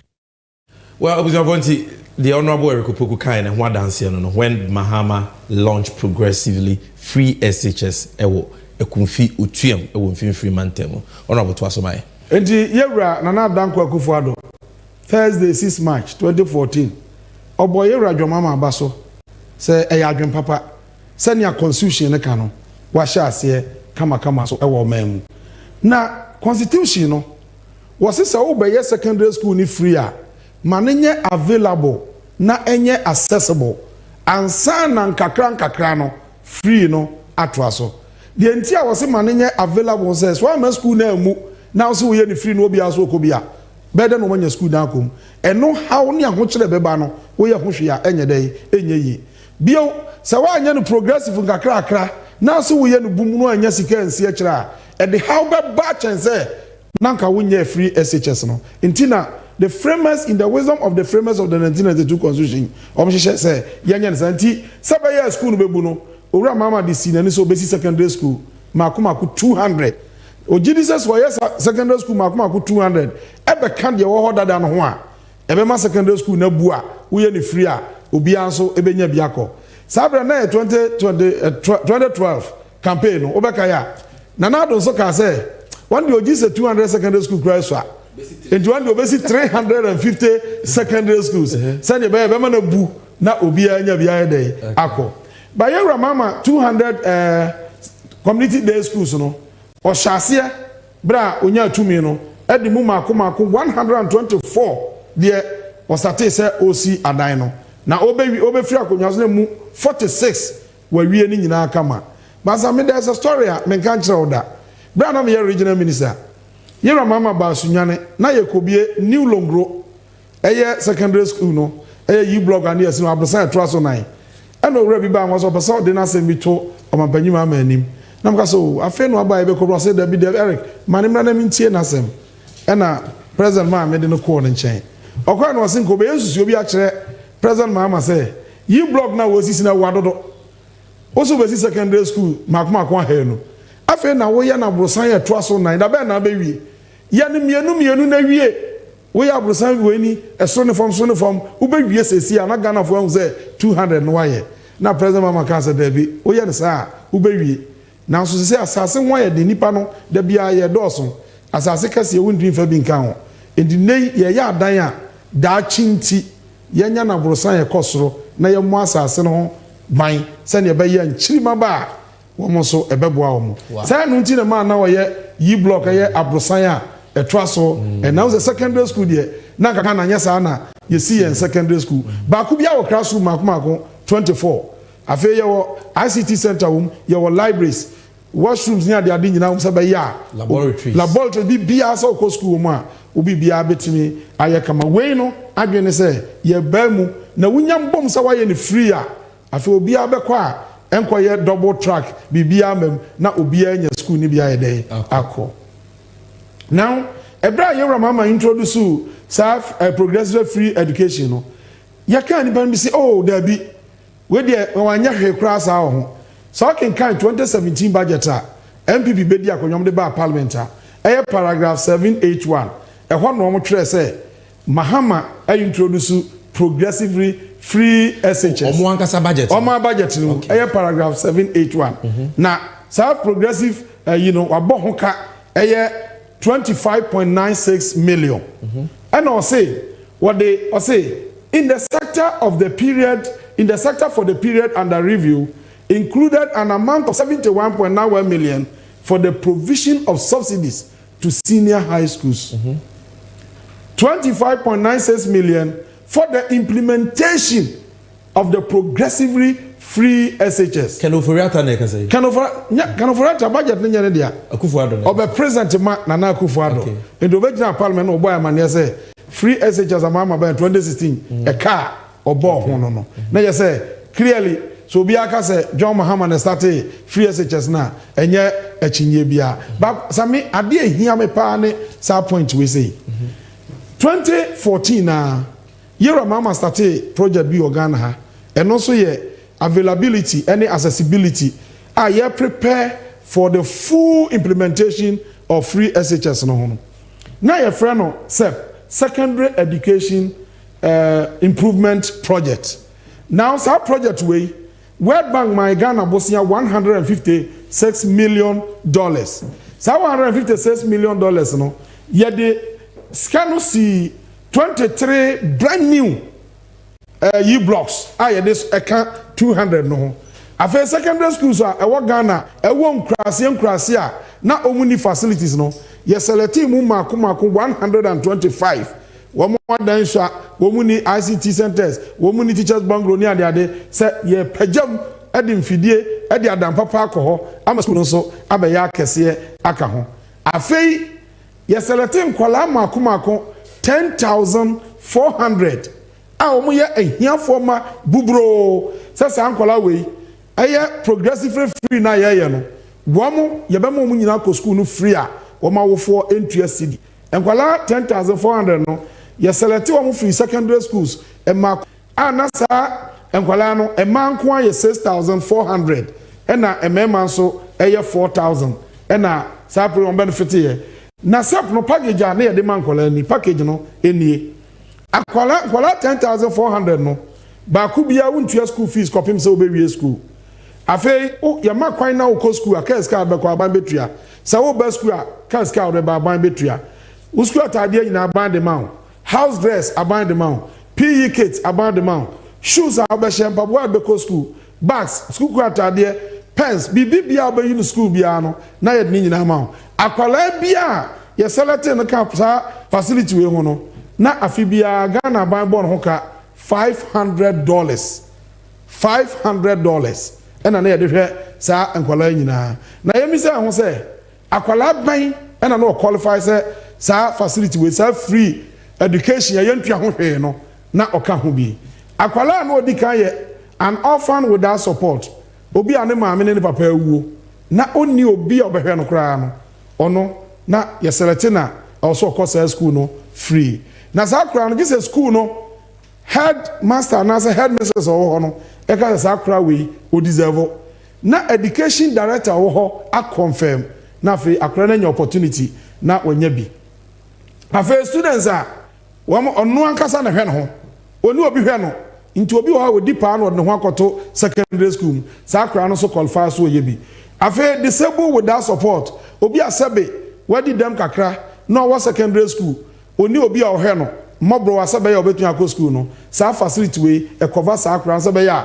awofo no ntua city kra aban behwe no under this facility ama we school no akọ afe student a free efia wo mo awofo sika o munya no eye below the minimum wage eye sika da bi akọ da editua no wo mo de o munya no ye ketekete wo munya adwuma papa bia ye wo no so ne man qualify afe obi a na awofo no lip na hwe wo mo aban support de ma mobro wa mo a ehia wo no sa support ni bi de hwe no wontumi ntua school fees to ono so na 17 na okoni free afi akola a wo sickle cells wono so obekoni free afi student a ono ne maame eye ne papa ne maame awarja ya aba ba bi kura beko no na ba ma na dwane agya oba no na oba ba ko no hwe nkwala ba edu so akra no ko secondary class won to even pen kra won't mean to sa akra so ye selectina na o qualify say ono so aban hwe ni free afi wo mo a won parents so edi dem obi wa the parents wo yare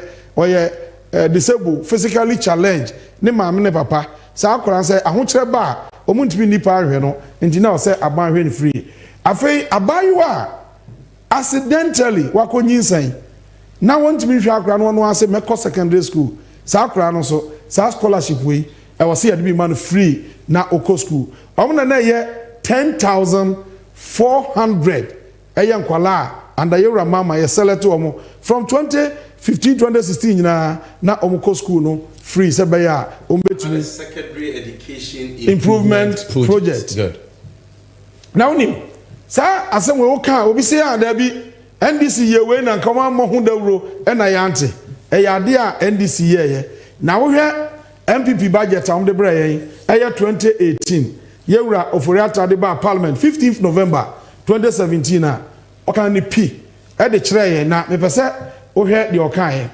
o say the project provided scholarships to a total of 10,027 students in the beneficiary schools. All senior high schools, both public and private, were mapped and website portal established to make information on SHS available online for all stakeholders. In the group digitalization, SHS online, year 2016 under SEF. Wow. Now, MB somebody akonyano, and Kwalana yaka 10,400 no, omuhunu Kwala 10,027. Now say we 2018 budget. You started project no 2014. In the time on by na Kwala ni bia school cry day. Echo. And that is why because Kwala ni 10,400. This is their own budget. This is their own budget. Okay. And these were boarding students. Yes, boarding students. Honorable, answer na about 2017. Obibe bisa, obibe person obi hu say, you Ramahama, what the country President Kofor and producer, give me the 2016 media. Honorable will need that. Paragraph 109. Obibe bisa say, watch him. Yura Omanpenyi Kwame Nkrumah and a free education by a FIFA and the BPM and the Buzia and the Buzia and the BPM. And you are rolling. Okay, Buzia. What do you mean in another papa and free? Adrian the BPM. And you are Rollins at the bar 79 budget article 10. Yes. And a full Twitter. Saba inu suguye. Yeah. Kopem say 1992 constitution buy. Yeah. And article 25 yeah the share. Yes. Say yenye basic compulsorily free. Yes. Secondary school yenye accessible and available. Yes. And progressively free. So when you say 1992 constitution there, NDC for that. NDC. Yes, because you're a running. Me patro producer go to 109. Me bobo soba. And honorable. Wo san so chire mu say Yura Rollins here and son, your papa for a baby basic no free. And Atamels ebe twaso with free sandals, free uniforms, textbooks, and the home. And Yura Mahama best at free SHS no. Yeah. Ya bon video. Watch evidence in sika or the year. Now my question is say, and Crowd was saying, you were dancing at free SHS Yura Mahama de buy no. So bound for so much students and crowded was saying. Now, what was the plan for boarding students? Dear Nankana Mahama Bay, I'm saying, we have 2016 budget, media review budget. No, paragraph 109. Dear Yera Mama Ma, Yera Setepe, Edibatum Rashebegum, Eni, or say consistent with the 1992 Constitution. Our commitment to make secondary education accessible, especially to needy students, the government initiated the implementation of progressively free secondary education in the first term of the 2015-2016 academic year, with 320,488 day students in public senior high schools across the country. The program is to be expanded to cover 120,000 targeted boarding students in the 2016-2017 academic year. Wow. So, you started on 2015-2016.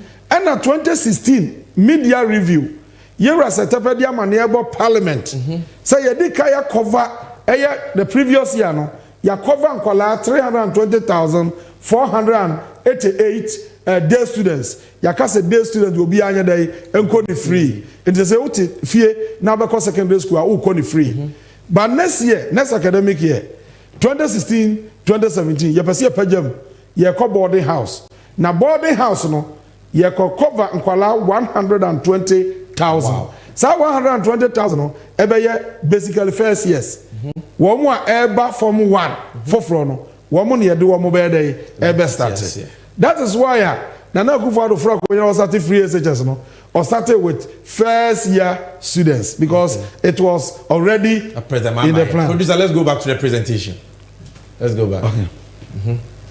Okay, next say this is 320,000 senior high school day students free. And in the budget. Therefore, no call it free no. And then here for bubro pa no, you selected 10,400.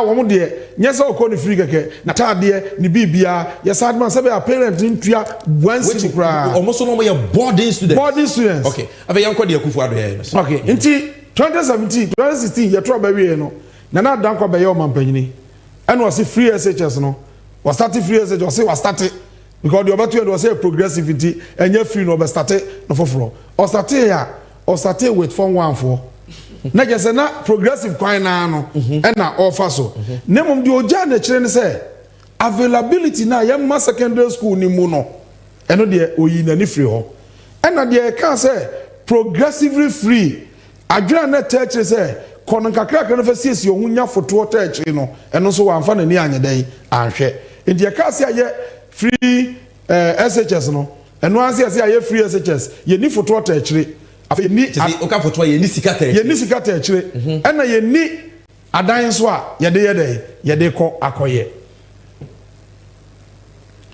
now nti say sia no free SHS no ye de cover nkwala wo secondary school nyina no e de how kese e de aba ehia say ye hwe e how no na ye hunu kwan a ye de befa so okay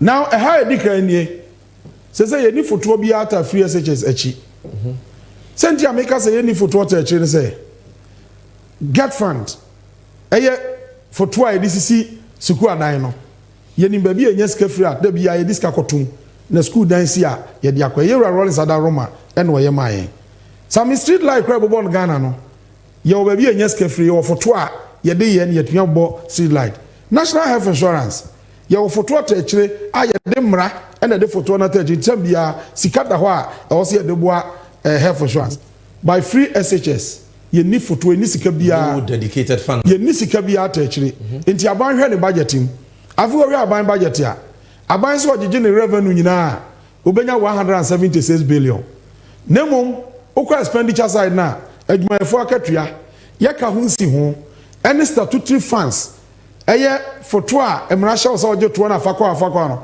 okaba mu a eno kwa be 183 billion enti afi we si anye bosi a abagmefo kra ye ntimi ntwe omoka so be den na free SHS wanyeska e de akoye ama yeyi ende say de aba free SHS mu ni say ye ni sika ye de ye free SHS enti ama school ni academic calendar ye ko school no ye wa academic calendar just ye bia school date we ya ye be di 10 weeks 12 weeks e wo school enti teacher ni a wo cha de no we ye scheme of work week we match the way next week match the way we match the way ko pem time na e be so sabe ya we pia cover the syllabus ni nyina say ye ni bi o because answer ni be bia school ni sa ban nya ska answer enti ye ni date o ha na ban nya ska ni ya bia school o hwa na sa ban say miniska e da na wo se e dey ye ma kwan afei esan say ye niska e dey ye nti ye de how bebre na e dey abrey wo be kona dormitories ni nyina no aye ma ba bi o ha ankola na busu a ba bi o meda kra no e ye problem sami me no ka say ade e ha adwene kra no say nkonwa ba bi o ha be kona nkonwa bi fact me ko school bi mu me ne school no kasai efa ekwan mfa so nya nkonwa enkola no me pass me bo school ni ni ye bi a school no fa wanfo nya akonwa ntran so enti headmistress no wa kopa carpenter wo krom and ye number campus and why arrangement na waka no bo a kire enkola no ti wa betumi atua eya akonwa no bo no na ye wa akonwa ma now they are back classroom enti almost started first week no na nkonwa ba miensa ene wo ho second week na kakra be ka ho enti according to teachers ni bi no at a time na almost explain each other no na nkola no bi nya scan ntua nkonwa bi nti oba classroom a omo teto ano no so atena e form sa bi okoto se be ya betimi afei ade a asan hard requirements sika na eni ho no same e de how kese na aba ye school ni mu e fa nkola na didie ho aban say free SHS no ono be ma ye de aduane ni nyina a surprise schools no na ba mon sika kakra o de be to de friend no perishables eye jene entozi ni ma kakra wo betimi atoto e de aka ho na wo mo a aban so mo supply mo en supply nuano no o supply kwa aban ntimi ntua naka na aban de naka enti ye de we bra wo ne na headmaster say o metwan na ye de bi be ka ho a me de we man kora na duane akosi bi abosome enu bosome na bi aba bedu bosome no na ebi mai enti the headmaster say ne ye ne say o yire no ho ana kakra wanya no no aye ne kakra akra se be ya enkura no benya aduane adi in fact enra aduai secondary school bi o ha o me koko anopa breakfast porridge no mo ye no o ma nya sichire enti ye na so sa kola bi a o wa sichire na wo pan no fabra na bedidi. Okay, this is the Ekwaso secondary school. Na some I represent essence enti headmasters and headmasters no ebinuma frɛ parents no PTA ɛnom so mo aye kakra enti binum tuatua scan kakra akra se be ya ankola no ebenya aduane. This is the reality. The Ekwaso sesia ɛwɔ your secondary schools no ebinie ana the Ekwaso bi ɛwɔ ha adwene se dan na ye ni nti ama sesia secondary school kwa ya chemu mienu aban so ye bi a friend double track ye wo green and ye wo gold ye call secondary school no so call first time 3 months what school was suya dey say 3 months say the school na ye dey double track na kom no we call 1 month 2 weeks na ya ma kwan na obi so ba beto aso 1 month 2 weeks and they say ya no double track na say ye nyina ye call secondary school bi o ha double track ninim one day akra no call school benya full term akọ school ba akra bi so I just call half term and na onim da e bi cause won ko fie kra ye be san ka kire say on sign emra bio enti e de kakase abre awofo no e ka de abre o mo say just oye extra classes e de man kola no na sa me binum kra ho mo ye online in fact emra me teacher fo ni bi kasa de o mo ye say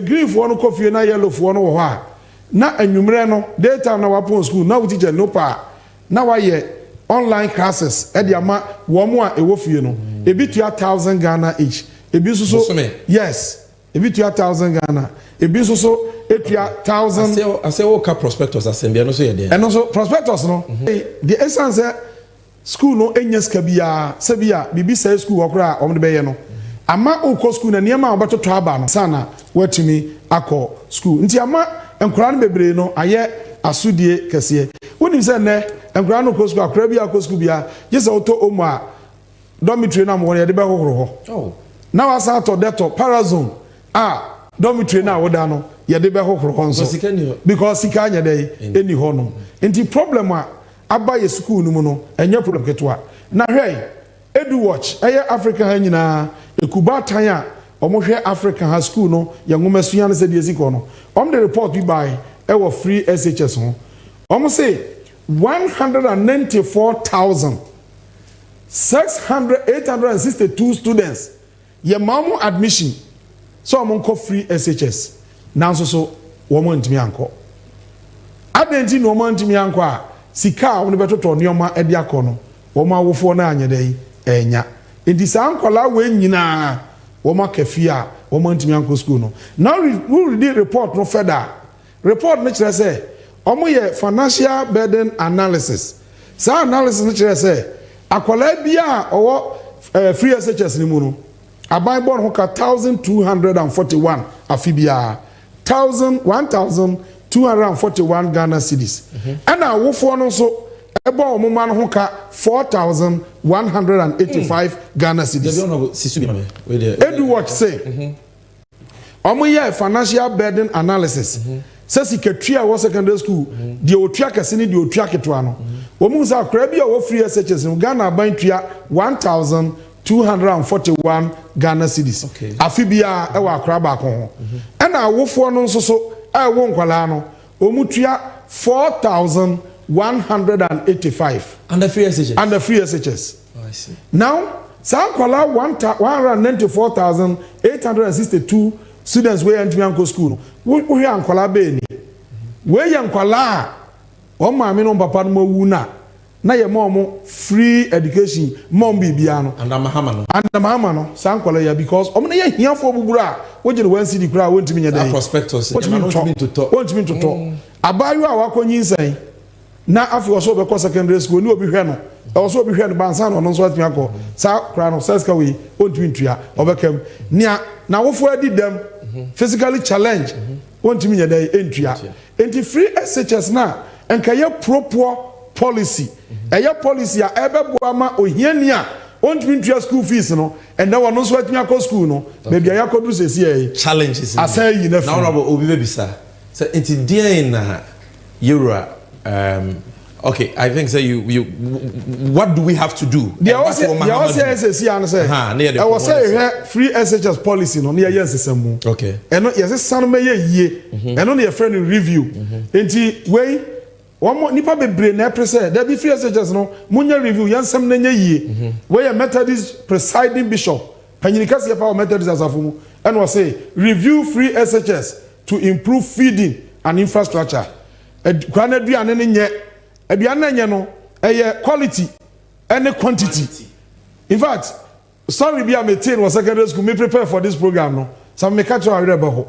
Akora bia wono free class ya ba secondary school. Omuko anwumre aduane ayekodi nsapa na. Ye mana atre ba akomo no, kwantre ba akoma. Ye de gu ni plate mu ya yasa. Nti omodi di omoba no no nkwa no osumba. Because oni bibia obedi aka ho.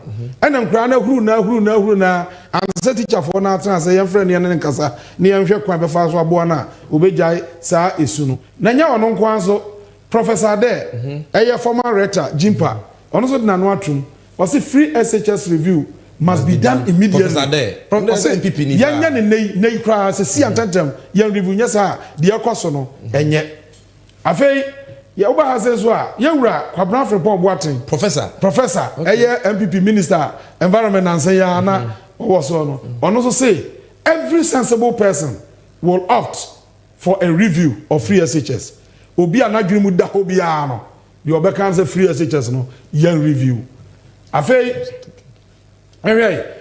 IMF International Monetary Fund omo so do manu atum o say free SHS policy is poorly targeted. The entire Omokan say poorly targeted. Ne say, "Omo hesi katwe omo se sia na ehiafo ankasa e deserve no." The professors are calling for review. IMF is calling for review. Okay, so what will President Mahama do? Excellent. President Mahama policy. Good. So we dey ko nyina President Mahama so na no atum bi say, "Se nyame ma na kwanya no be ma mpanyina, obe review free SHS." Okay, so be review na no. Wa hu mpanifo ye kan review nyina. Obi aka was o President Mama nko aka some review no say on kwan review no kire so obetwam the better the review actually say betwam meanwhile empanifo nyina can review no bia emfa ye betwam. Okay, so explain the President Mama review. So then na President Mama ka so be reviewer you can say betwam. Now improve the implementation of the free SHS policy to achieve this. The next Mahama government shall the Mahama be so what jump about? The Edikani obeye stakeholders dialogue. Headmasters ne mistresses in chas. Stakeholders obi biara ngumesua any awofo representatives na ye shia. Na fe omampanyi mama ade opese ye dwere ho no ye de ato omanim. The Edikan ba ko a obepese one wo nyina adwon ne esi ho agyina ne se ye pese ye bo foto akese at the tight free SHS no echi na ye nya sika ye de be ye free SHS no enti ansa na ye be school no ye ofotro ho a ye wo sika wom ye ntrankan ema obi contract sa fa aduane ko school bi mba bi ada ye bi school na ankwala do say na wo secondary school ho ye fotro ni sika ye dey ewom wo scholar no se ye ka se omsika om de be di term ni nyina no ye 50,000 Ghana ya check 50,000 Ghana every ye fotro ni ye de ato account room fire adwuma aduane ankola no bedie won bibia fire ho adwuma wo ye wi a auditors be ba be audito na eho amane bia no. Yes, Mahama ka review I just say audit for two a ebe yen si achi ba. Yes, dedicated source of funding for free SHS. For free SHS. Honorable to assume who's on number 2 bi o. Eno ye number 1 no no. De atoso mienu double track. Say you Mama fra konwa ya ade edika ye be free SHS mu e double track. Yen ko school green ni gold bi o. Na de ntia ye betwa na simple kra ene say ura Mama say nyame ya na dom no fra konwa ya ade obedika ye ne say ya kai private secondary schools a Ghana ha nyina ya hwe adan no binuma adan kra e papa chan aban de no ba ye ka se ye free no wo mo schools ni nyina egu nti aban beje wo mo school ni adan ni nyina ye were over 400 private secondary schools e Ghana ye ji adan ni nyina de ko GS na ye de chair ministry na say na ministry no fa a teacher for no dodo na ye master schools na under minister supervision sada na double track be dey e be ya na fe ya tray ebo ase na yi blocks na omama na ka ewira mu nyina no ya ye ni nyina e de abeka ho nti ansa na yenwie yi blocks no na say free double track ndie ayitwam okay number 3 so dia na mama be number 3 obi atimi akọ school kama afei ade ba ko ayesan be ne say eye private schools maka ho asem afei aduan na ye beton ye be ye no maka cho say ye mfam free enkran bio because say de koso ha say aban ka kire ba fast stock say fa aduan ko ma secondary school for aban ama ba fast stock ska oni ska nti na ba fast stock akofra aduan no ye de aduan no koduru ya enkran no yusu wa manta ye ntua supplier ne ka so wa manta ka ho aduan ye de be dey ye de be ko say kra aduan na de ko no in fact school bi hom de abro no koduru na abro no nyina aye emoa abem nti om ko twa adua bi om se haban bi ena om de gum no no nsuhie e de yi moa na frim fisa abro ndu ba bi ana I spy asan ya yama nkora na ye mama breso de eti na breso de sika wonya sika na headmaster no betun akọ local market ho se bayira ne eton ho a watobi se mo ne eton ho a watobi se ne be ya nkora no bedidi kama ama omo ho eti number 6 ne na mama be afei de ye be na han se esan se ye nya foto e de ato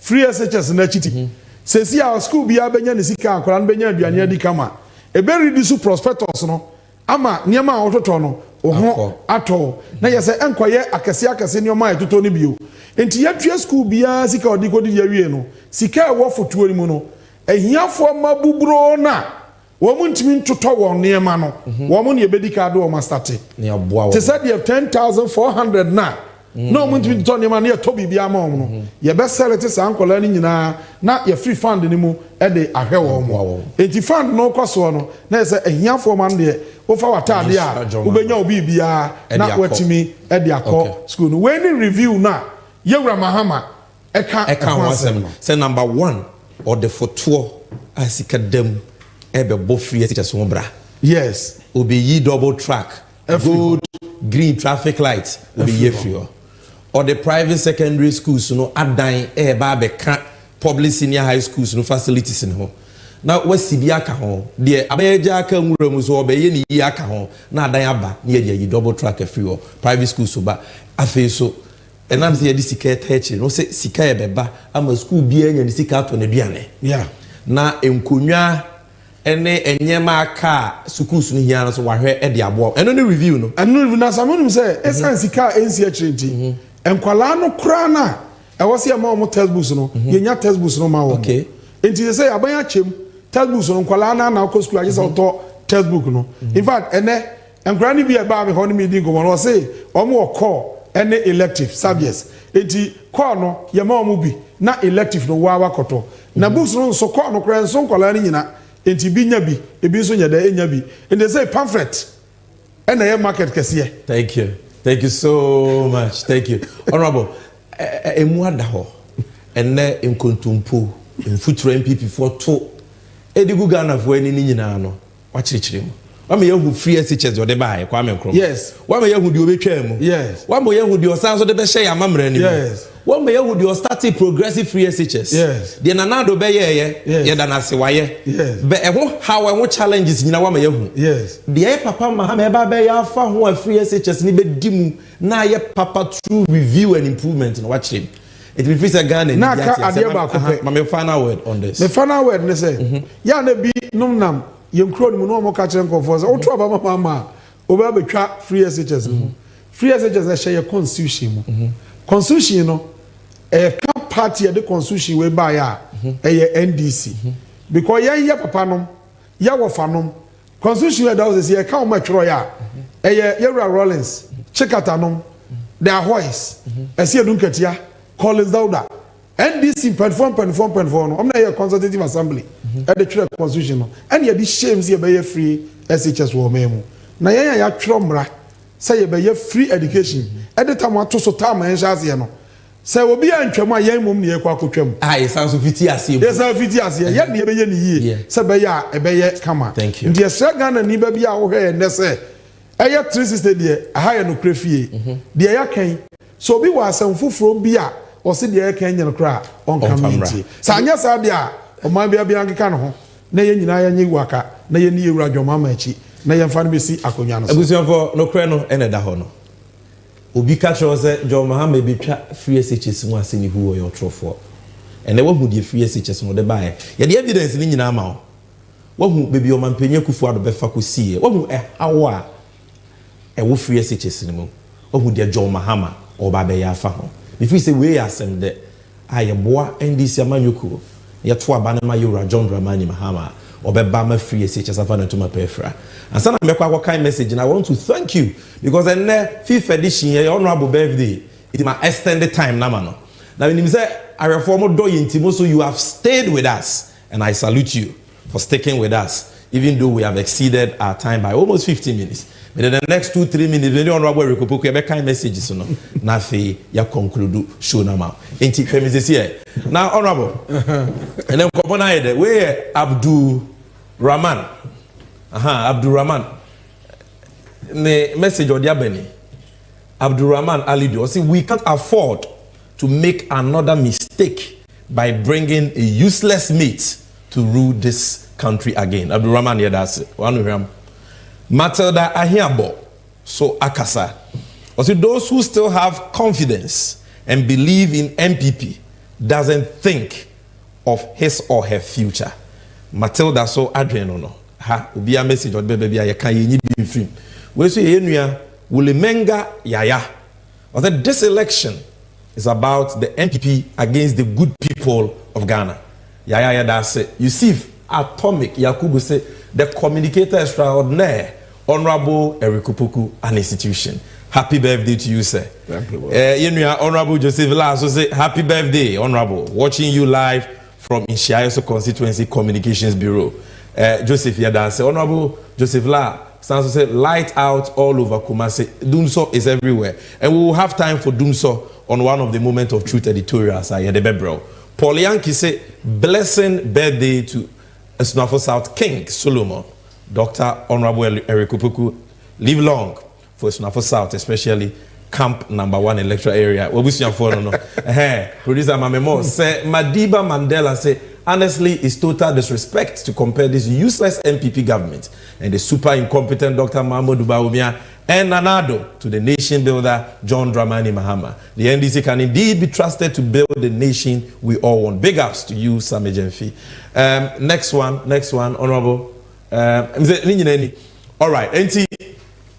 Yeah, that more mutimi SND comments and text. Minim say doso, but we na mrebe maya kwai amaya kai. We will try to read more sitting more sem or Messi Kasem and the senior Mesiko. On NDC and you, the big topic about free SHS. What who John Mahama the Obabe Yafa will be catcher Mahama be free SHS more. No need message, no your trofo. It is in who. How did you NDC? But me Kyle say voter transfer any proxy list Jumedieno easy for Egusudi. Your vote is your power. If you want to transfer your vote, the time is now. You have now till the 14th of June. And it is the same for Obia Bibintia Coincidia Biuntibintuaba. Now, person will be 2 mikrata proxy. No Kotuabama take advantage. Yenuano Mo Bechem, Yenuano Mo Kaswa, Yenuano Mo new Edubiase, Yenuano Mo Emiamia Bibri, new Edubia, Obuase. MPP for a police for be etatamo. In Bechem, you are Babako, and the police need the handcuff of bonity me prano. We've seen the Ecos worker swat and the Kekao. And the choir a police for Eden 10 year Yuma, MPDC for a prior or Mona Yechio. A Baba Srabunina Monka Makomantumuyem. Victory is coming, and you will get justice someday. It's Yenidiachi, and we are telling you, say, Emma, let's go out there and make sure the voter transfer will be any illegal transfer. Now, what? Participate in it because your vote is your power. Senebeya, come 7th December 2024, you can vote for change and vote for the nation builder, His Excellency John Dramani Mahama. And I brought you NDC 365th edition. Now, what you're saying, the best answer is